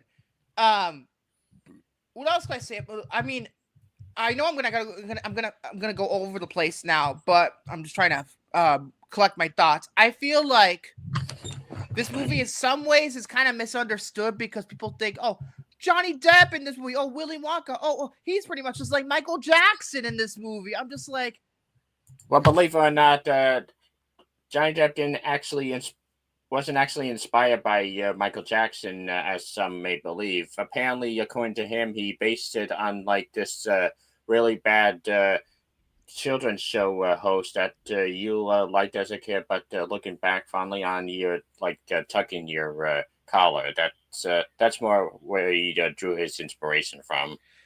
To me, I feel like, here's the thing about it though. Here's my logic about it. You guys, 2 years prior, you guys were okay with him imitating Keith Richards as Jack Sparrow. Yet when he's doing supposedly Michael Jackson, that's when you have a problem. It doesn't make sense. It's double standard. It doesn't make sense to me. Marilyn Manson was supposed to be really... You got to be kidding me. Is this true? Yes. That is true. My God. What? And Dwayne Johnson and Nicolas Cage. Nicolas Cage, I could see, not The Rock. And Jim Carrey. Jim Carrey, I could also see, but that's a little too obvious of a pick. Nicolas Cage, I would want to see them go Willy Wonka, go ape shit. I would want to see that. I'd see that movie. I really would. But yeah, fun fact. Apparently, Michael Jackson approached the studio to do the movie and even wrote a soundtrack for it, but studio gave him a bad deal. He abandoned the project. So this is why they brought in Danny Elfman and said, fuck it, you do the songs. This is why Danny Elfman had to do the songs himself. And believe it or not, yeah, in terms of songs, it's not the guy who plays the Oompa Loompas singing the songs. That's Danny Elfman's voice. Yeah, they sped it up, and that's Danny Elfman himself. And then again, everybody knows that Danny Elfman could sing because, one, he was the lead singer of Oingo Boingo, and number two, he was the singing voice for Christmas. Fucking Jack Skellington. So obviously he could sing. So, and I think I actually saw him live on stage when he performed many of Tim Burton's scores. Yeah, but I feel like his music is really good, and the score is really good too. In general, the score is really good. I don't necessarily call it one of his best because I think his best score came out a year prior. Guess which one that would be? Yep. Moving on. But I do like the score for this. I've already kind of mentioned Johnny Depp, but I will say I feel like what I like about his performance is that he's not trying to be Gene Wilder. He is trying to be his own interpretation of the character. For some, they wait until Timothy Chalamet played Wonka because it was technically a prequel to the Gene Wilder movie, but that's another story. But yeah, obvious. But okay. I feel like he does a really good job. Just considering Willy Wonka, fucking weird guy. Like you said, his first line, "Good morning, starshine," and all this other shit. And it's like, and there's even like he's supposed to be fucking straight. Like when he says that, look at the reactions of all the other characters. They're like, "What the fuck are you talking about?" You know, he's supposed to be fucking weird, and in some ways, almost creepy. In some ways, and what I like about it too is that they gave Willy Wonka sort of a backstory because all the best candy makers have daddy issues. Take a shot. I made the last joke. But I really like that backstory he has with his father and, his supposed daddy issues. I think thematically it makes sense because the whole movie is about family. Not like in the Vin Diesel way, but it's about family. And thematically, it kind of fits in. And, and Christopher Lee plays the fucking father, which is great. I think, did he narrate the movie? Because I swear to God, that was his voice. No, it was a different person. Oh, okay. Because it kind of sounded like Christopher Lee, to be honest with you. But, I thought that was great. Freddie Highmore, ever since I was a kid, I thought he could act, and I still think he can act, even as an adult. But I heard a lot of people say that he was too bland as Charlie, but I disagree because if you've been living this poor for a long time, then you'd probably get used to living this poor. Yeah, I do agree with that. That's the way I agree with that. And I feel like, to me, I think Charlie as a character is supposed to be this guy, his kid who has like an insane amount of heart. He's the guy out of all the 5 kids that is he's the only one who's genuinely a good person. And I feel like Highmore's performance kind of reflects that. I feel like in the original, you don't really feel it with Charlie. You don't really feel it. And at least in my opinion. But here you could understand, I understood exactly where he was coming from. I think the character work for him is really, really good. And I feel like the movie focuses more on him because the original 1971 original, it focuses more on Willy Wonka because he's in the title. 2005 focuses more on Charlie, at least in my opinion. And I feel like he did a really good job. The guy I also like how in this version they gave the other grandparents personalities. I mean, Grandpa Joe's a given, but my favorite's gotta be Grandpa George. He's like the smart ass. He's the smart ass. I love that guy. He's the smart ass with a heart of gold. Oh my God, I love his fucking smart ass remarks, particularly when they're watching the TV and they're seeing all the other winners. Like he has some extreme remarks about them every time. It's fucking hilarious. I will say one thing I didn't expect since I haven't watched it in a long time. I forgot how fucked up this movie could get at times. This movie could be really fucked up. I mean, my God. I mean, think about it. It's almost a slasher film, except nobody dies. But it's like a slasher film because these kids get taken down one by one. And instead of Willy Wonka, obviously he's planning this. It's almost like he's fucking Jigsaw or whatever. It's funny because in the flashbacks, Willy Wonka looks like he has Amanda's bear trap on from the original Saw. It looks like he has the fucking bear trap on. And you know what's even more ironic? People say this one's darker. In the original film, we don't even see the kids walk out of the factory. Yeah, you get to fucking see them walk out of the factory. Yeah, they're kind of messed up, but you should get to fucking see them. But to me, I feel like it is a very... I feel like it is a darker movie. It's a more cynical movie, I think. And that's probably why the 1971 original is preferred for a lot of adults. Like, people who are not my age prefer it because it's not cynical. It's too... And that's the problem with the the problem I have with the 1971 original. It's too sugary sweet. It's too, like... It's to the point where it's corny to me. No pun intended. Sugary sweet. I feel like it's too corny for me. I think I'd like it a little bit darker like this does. I like it a little bit darker. Yeah, same here. It's not to the point where it's like so dark that kids can't watch it, but it definitely has a dark kind of atmosphere to it. And I feel like this movie kind of satirizes a lot of subjects and a lot of social issues at the time. Capitalism. It focuses on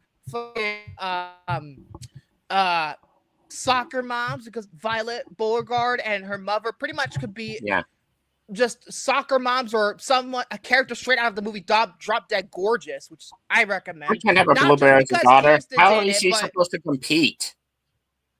That's true. That's true. She's more concerned about her career than Violet getting permanently disfigured. And you know what else? So that leads into another thing. I think Veruca is even more of a bitch in this movie than in the 1971 original. And I don't think that's like I think that's people believe that. I think that girl does a good job playing just a little bitch. Yeah. And and I feel like she gets a fucking she gets thrown in the garbage, but like the fact that they implied that she's going down the incinerator, and if the incinerator was on, that's fucked up. But she got what she fucking deserved. Yes, yeah. She ultimately landed in the garbage. The incinerator was broken, but to even imply that, it's fucked up. This movie is fucked up at times. And it has almost a deranged sense of humor at times. But I feel like that was Tim Burton's way of kind of having the adults be entertained as much as the youngsters. I feel like those are the in-jokes that the adults were supposed to get. I mean, at one point, Mike TV literally calls the Wonka Company retards because he hacks into their system and gets the golden ticket. He calls them straight up retards. I mean, I feel like Mike TV is my favorite character in the whole movie because he's pretty much just me, but 15 years younger, and he's pretty much just a little shit who plays nothing but violent personal shooters. I bet you he's one of these kids who probably listens to Korn 24 hours a day. I mean, it wouldn't surprise me if Mike TV ever played Korn, but I like that character. It's funny because I gravitate towards characters who are smartasses. Gee, I wonder why. And he's white. Yeah, and I feel like that's another thing that I like about this movie. The ending to the original 1971 movie, it just stops. It just kind of just stops. It doesn't really have much of an ending. Like, you just go up in the elevator and that's it. The movie's over. With this movie, it's like 20 more minutes of character development that is necessary to wrap up the story. That's also another reason why I like it. Let's see. Am I missing anything else? And not to mention, you know how in the original where Charlie gets tested about whether he'll tell about the doctors? Well, you could argue that that Charlie also gets tested in this version, whether he wants to stay with his family or go with Wonka. That's his final test. Yeah, and I feel like even though technically in some ways he loses the prize. He somewhat wins it at the end of the day because Wonka kind of learns to be a better person and to be, he comes into the family, and it thematically, the Bucket family becomes his family, and it's the family that he always wanted but never got, and he got the family that he's always wanted. And I feel like thematically it's a really good way to end it. Other things, I want to mention the guy who played the Oompa Loompas, Deep Roy, because I think that guy has to be the best performance in the entire movie, simply because he had to do all of this shit all by himself on a green screen and do it several fucking times. And he fucking nailed it every time. This guy was committed to the Oompa Loompas. I mean, it's incredible to watch. I mean, especially considering, most of the time he's just by himself in these scenes. And yet he was able to pull it off. And this is the same guy who played Keemster in the J.J. Abrams Star Trek Kelvin timeline. The little alien friend of Scotty. Yeah, he was. And he was also in Big Fish and The Never-Ending Story. So yeah, I feel like his performance is probably the best one simply because he has the most to do. And yeah, the songs were very, very different. I feel like Danny Elfman is incredibly versatile. Even if it's just the regular score, he's incredibly versatile. Like, a lot of the movie is the songs are very, like, funky, kind of. And also, at one point, like, the Veruca Salt song and parts of Mike TV's song, it sounds like a Beatles song. Like a, long lost Beatles song before they even had the long lost Beatles song a couple of years ago. Reportedly, after they did the Augustus Gloop song, they were writing the Veruca Salt song in a similar way, but Tim Burton's like, no, let's do them all different. Yeah, I feel like that's a good thing that they did. I feel like it's just, I think the songs are wonderful. And to me, it's not really a musical because, one, Deep Roy's not singing the songs. It's just Danny Elfman's voice sped up. But, I feel like it doesn't. Also, the songs don't come out of nowhere. They kind of tell you that it's coming. Even the characters question why the fuck are they singing about Augustus Gloop when they barely even know him. So it's kind of self-aware. Anyone can do it. But yeah, I feel like it's incredibly self-aware. I feel like this movie, also the visual effects, I feel like for a movie that 2005 had a lot of bad CGI, I feel like the CGI in this one pretty much holds up pretty well. This should have won the Oscar. Should have won the Oscar. Which one for the Oscar that year? King Kong won the Oscar, but my pick was Charlie and the Chocolate Factory. I feel like King Kong did look good, but there's a couple of scenes that I think it's because they put Naomi Watts in the dinosaur scene. If she wasn't in the scene, like the King Kong didn't grab her, it would have looked just fine. And but then you could obviously tell it's the green screen behind her back. That's the one part of that movie that just doesn't look all that good. But yeah, and the part with the dinosaurs, that's what I'm trying to say, because when she grabs Naomi Watts' character, you could tell, oh crap, what's going on here? That kind of looks a little bad now. But I feel like, yeah, maybe in some ways it should have won, because I feel like it holds up pretty well. I mean, the scene where they're going down the fucking the shoot slide chocolate thing, I prefer that over the 1971 original, which remember they were on the boat in 1971, the song and the creepy. I'm just like, what the fuck is this? In the 1971 original, why was that there? Genuinely, what? And they never addressed it again after that. So what was the point of it being there? Genuinely, what was the damn point? In this movie, it actually has a purpose. I mean, Tim Burton could have easily done that. It would have made more sense considering it's fucking Tim Burton, But in the 1971 original, it just feels like tonal whiplash. It really does. But yeah, I feel like on a technical level, it's very, very well made. But again, Tim Burton, especially at this time, he was making technical marvels. Like, I've never seen Big Fish, but I heard how beautiful the movie is visually. I also know I've seen Sleepy Hollow. That movie looks immaculate. Even Planet of the Apes, which a lot of people consider to be a piece of shit, people think it's visually a gorgeous looking movie. Now, I don't know how well it's aged considering, but on the script level, that movie's dog shit. But on a technical level, you could tell they put a lot of fine effort into it. It's too bad that Tom Rothman decided to fuck with Tim Burton and make it all about him. But yeah, it's just, I think, I feel like this version kind of gets misunderstood. I think it's a misunderstood movie. I don't know. That's probably like my analysis on it, because a lot of people hated it because they were comparing it to the 1971 original. I feel like this is not a remake. This is a re-adaptation. Yeah. Saying that this is a remake of the original Willy Wonka, it's like saying that Greta Gerwig's Little Women is a remake of the '94 film. In some ways, it is kind of a remake, but that's the point. I'm talking about this movie. But I feel that another thing too, what I like about it is that it has a lot of good messages for kids and all this other stuff. Charlie is a very likable lead. The kids can look up to. And granted, I don't know how kids are going to view this. We considering Wonka is now. I still haven't watched it, and I don't know how I feel about it. Simply because it's a prequel to the 1971 original, which I've already said I don't necessarily care for. I don't know how I'm gonna feel about it, especially considering it's Paul King who directed it, right? The guy who did Paddington, and know me with Paddington, I could care less about fucking Paddington. I could care less. And people would say, "Oh, boo! You're just a cynical piece of shit." Yes, I am a cynical piece of shit. Look at all my favorite movies. It's mostly dark stuff. Like Beau is Afraid. Except for Jerry Maguire. What?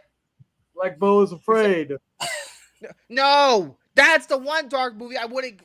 Yeah, exactly. That's all I gotta say. So. And believe it or not, Tim Burton opted to use as much practical effects as possible. That's why the chocolate room looks so good, and all the stuff.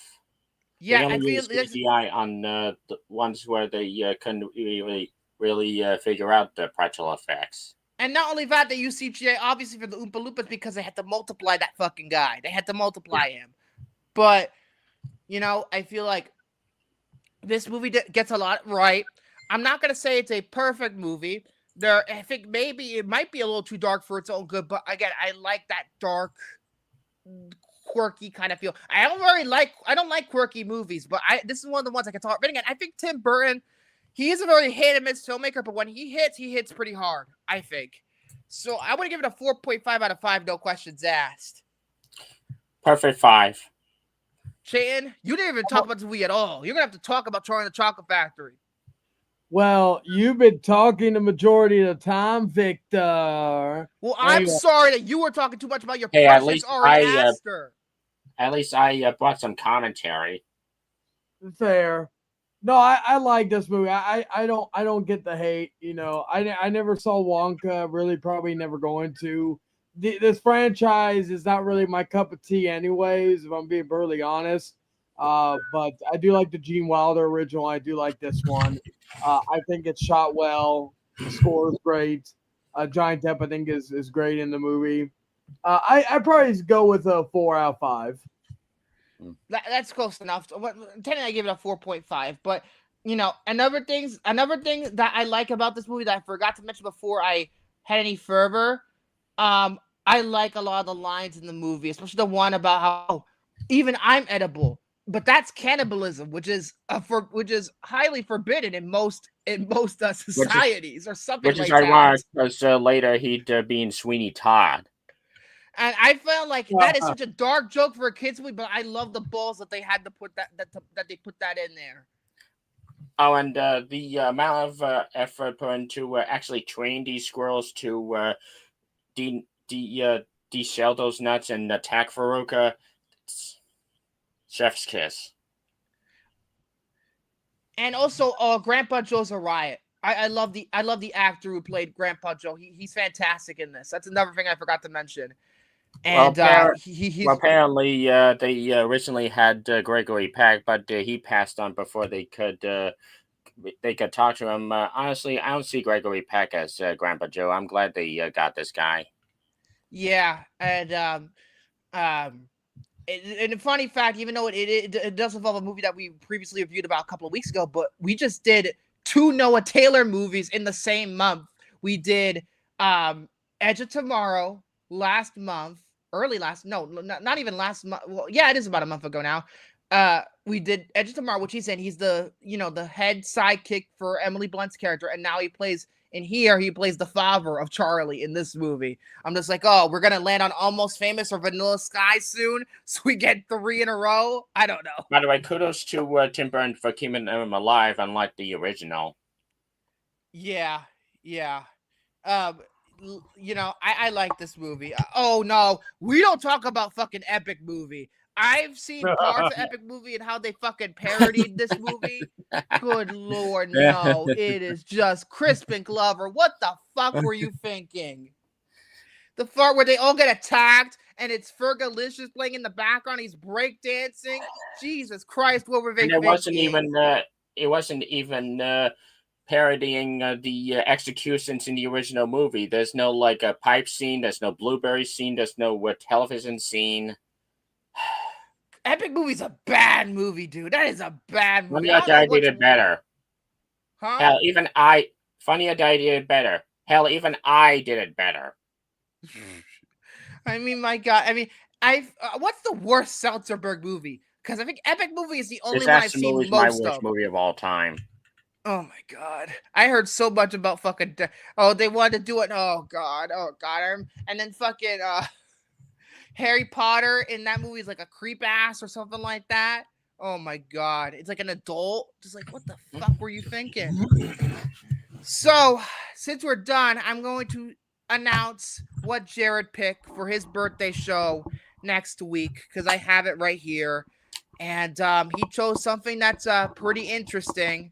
He chose Lord of the Rings. Oh, okay. So are we doing just Fellowship or all of them?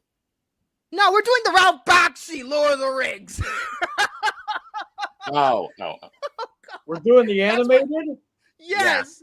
Yeah. I intentionally paused to trick you guys to thinking it's the Peter Jackson ones. No, it's the fucking Ralph Bakshi one for some strange reason. That means I have to fucking, for the first time in a long time, what I'm going to do to prep for this show, I'm not going to just watch that animated Lord of the Rings. I'm going to watch the original trilogy again for the first time in God knows however. It's been about 5 or 6 years since I've seen it all the way through. So I'll just say Ralph Bakshi's Lord of the Rings is a movie I more appreciate than actually like. I mean, it's rather weird in terms of it's rather weird, but at the same time, it did inspire Peter Jackson to make his own adaptations. Oh, I see. I tricked people. I tricked people. Yeah, we're doing the Ralph Bakshi one instead. I don't know. He's told me that Jared told me in the email. He told me it's not good. And it's weird, but he enjoys it for what it is. So I don't know what I'm gonna fucking think about this movie. I don't know what to think. Oh boy. He told me exactly. It's more weird than actually that good. So what I'm gonna do in terms of since I got some free time this week, my appointments were canceled. So I'm going to be watching. I think starting tomorrow, I'm going to watch the original Lord of the Rings, the Peter Jackson Lord of the Rings trilogy again. But I'm going to be watching the theatrical versions. I don't got time for that fucking extended version. But hey, at least the extended version has Saruman's death. That's the only thing I'll give the extended version. Other than that, apparently, like Return of the King is the best extended edition. The other two were kind of just unnecessary and just pretty much add things for the fans of the book. And not really so much things for I will watch the extended versions one day, but I've only seen the theatrical versions all the way through only one time. So I need to rewatch the theatrical versions to get ready for this simply because I feel like if I do the extended cuts, I'm just going to be dead by the end of it. And I'm not going to have time to watch this 1978 original.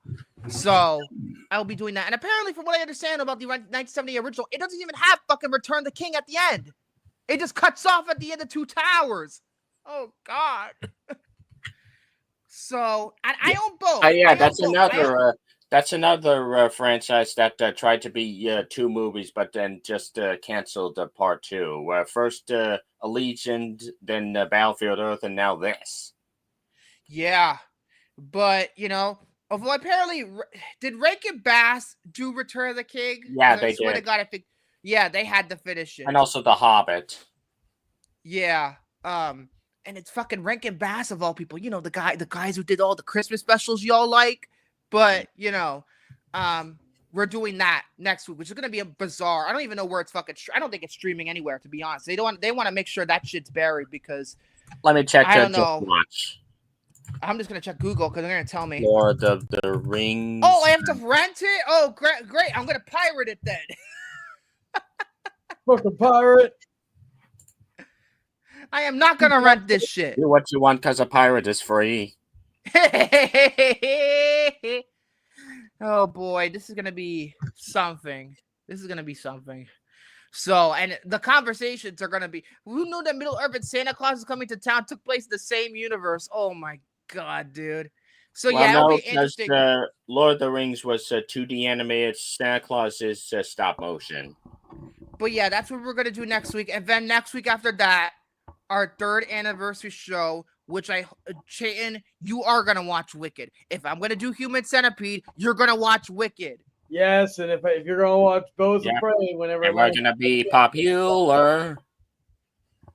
Well, yeah, Victor, it's okay because my fiance and her mother want to watch it, so this would be a perfect excuse. It's funny because I think it's coming to Prime Video this week. I think it's all taken off. It's about to be taken off Peacock. Damn it! It's going to be on Prime Video though. If you have Prime Video, it's going to be on there. I think on. Shit, I would think. Oh god, it would say. Let me check Amazon's website real fast before I fucking get off here. Because I know if it's not already on there, I don't know for sure. Let's have a look. I'm gonna check Prime Video. Let's have a look. It's coming to Prime Video in about 3 days. So on Friday, it will be on there. So yeah. Yeah, time to start Defying Gravity, pal. Yeah, you should. Then again, he gets it through Sandra Bullock trying to defy it, and George Clooney. By the way, speaking of which, let me get to my ER story real fast because I didn't expect this to happen because I was watching ER as I usually am when I'm not watching any movies these days. And I cannot believe this happened because this is just a tempt of fate. I just want to say this to end the show because I'm a self-indulgent prick. But apparently, Kirsten was on ER at one point. I didn't know that until an episode literally I saw this week, like literally 2 days ago. I'm like, what the fuck? And she was on 1, not 2, but at least 3 episodes in season 3 of ER. I did not know this at the beginning of the binge. Even when I finished it, I didn't know she was on ER. It's just a tempt of fate. I just happened to be watching it, and she's on it. More fate fucking with me, isn't it? It's sort of like how fate decided to say, hey, you're going to suffer for Beau is Afraid one day. And I'm like, fuck me. No, thank you. Don't roll that way, pal. Oh, jeez. So what is the episode rank? Well, she's on 3. It's an arc. Do I have to rank the whole arc? And I don't even know if she's even by the 3rd episode because I haven't even started the 3rd episode yet. She could be gone after that. I don't know how long her arc is. Maybe I'll get that fact out by the end of by next week or so, but we'll see. Maybe I'll put in the ranking. No, I'm just kidding. Why would I rank television versus? Although I did put a miniseries on there, but that was a miniseries. But I guess next week is not only Ralph Bakshi's Lord of the Rings, but also my Adam Sandler ranking. Yeah, and I'm actually going to be watching Happy Gilmore 2 on Friday. So it's going to be my review of Fantastic Four: The First Steps and my Ari Aster ranking. There's only 4 movies. Why'd there be a ranking? Hey, we did file this issue. It's only 6, so Please tell me it ranks higher than how. Yes, it does. It does. Have you seen that movie? I think you've seen it. Obviously, since you told me that you're saying this, you've seen it. That's a bad movie. It's way better. It's probably if we want to get technical, it's in like the top 15 in terms of those episodes. Our top 15 material compared to ER's a great show. It's not a bad show, unlike that piece of shit movie where they waste Simon Pegg and Kirsten and Jeff Bridges and Gillian Anderson and Danny Houston, who's playing a bad guy. And yeah, at least Fantastic Four. I forgot to mention Fantastic Four. it got good reviews. I'm not keeping. To me, I feel like it was an easy the thing reviews to are do. fantastic. Oh Jesus Christ! Oh no, that is not fantastic. That joke will never get old. I don't care what you say. Oh, so the guy from The Bear who's gonna play the thing in this week, he's gonna say, he's gonna say the same thing that fucking Jamie Bell said. I hope not. I really hope not. I really hope not. And from what I heard about it, is that the movie is about Fantastic Four, which is refreshing. It's more character driven. Like, it's, you know how recent Marvel movies are relying too much on the action scenes. Yeah, there's action in this movie, but it focuses on the characters, and that reminds me of the Sam Raimi Spider-Man movies in some ways. So that's a good sign. I mean, at least Fantastic Four is actually going to get a good movie. I mean, yeah, the 2005 ones I enjoy, but they're not great movies. They're not great. But this one is a good movie. Now, how much it's going to make, I don't know. I'm going to say $100 million to be a little bit conservative about it. $100 million. With that being said, I don't know how much the budget is. 200? Over 200 from what I remember. Let me see. Fantastic Four First Steps budget 200 to 250. Oh, geez. They're going to have to make a lot of money. I mean, it is possible because Superman cost, I think, $250, and it did well. It's going to reach $500 million in a couple of weeks, maybe even next week. I don't know. But I feel like they need to be safe because, they're just trying to get out of their slump, the MCU that is. And, I feel like this is the movie that it's going to make or break it in terms of the box office, depending on how well it does. I think it's going to do well, but how well it's going to do, that I don't know. It needs to do very well, or else people are going to lose interest. Thunderbolts bombed. Brave New World underperformed. So they need to kind of get their shit together, because I think this is like the last MCU movie of the year. So, and then next year, other than Doomsday, I forget which MCU movie's coming out. So I think that's the only MCU movie coming out next year, right? Because the rest are television. Spider-Man. There's also Spider-Man Brand New Day. Spider-Man.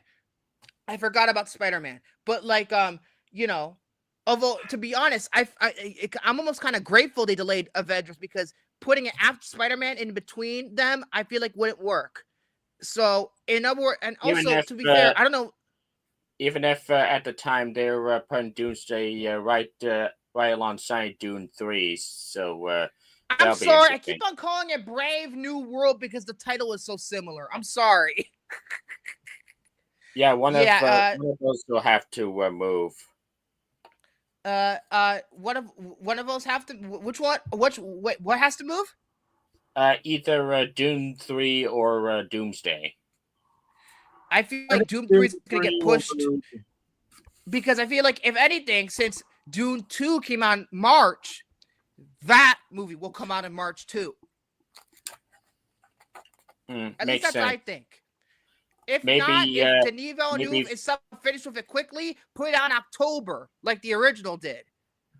But same thing. I didn't even mention that. I didn't even mention about how Denis Villeneuve is doing Bond now. We forgot to even remotely. We were so stupid that we didn't even mention that. How do you feel about that? Because I don't know how to feel about Villeneuve doing Bond. Villeneuve, not Villeneuve. I feel like my hope is that I hope it's not boring. Yeah, a lot of his movies to me feel too long. Granted, No Time to Die was like 2 hours and 50 fucking minutes, but that movie was paced beautifully. Hey, I just hope. Hey, what you will about the worst Bond movies. At least they're entertaining, from what I've heard.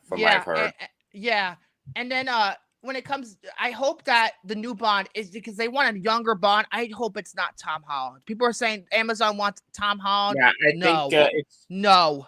Tom Holland's too busy with Spider-Man and Odyssey. And Doomsday, if he's in it. If not, Secret Wars, certainly he'll be in.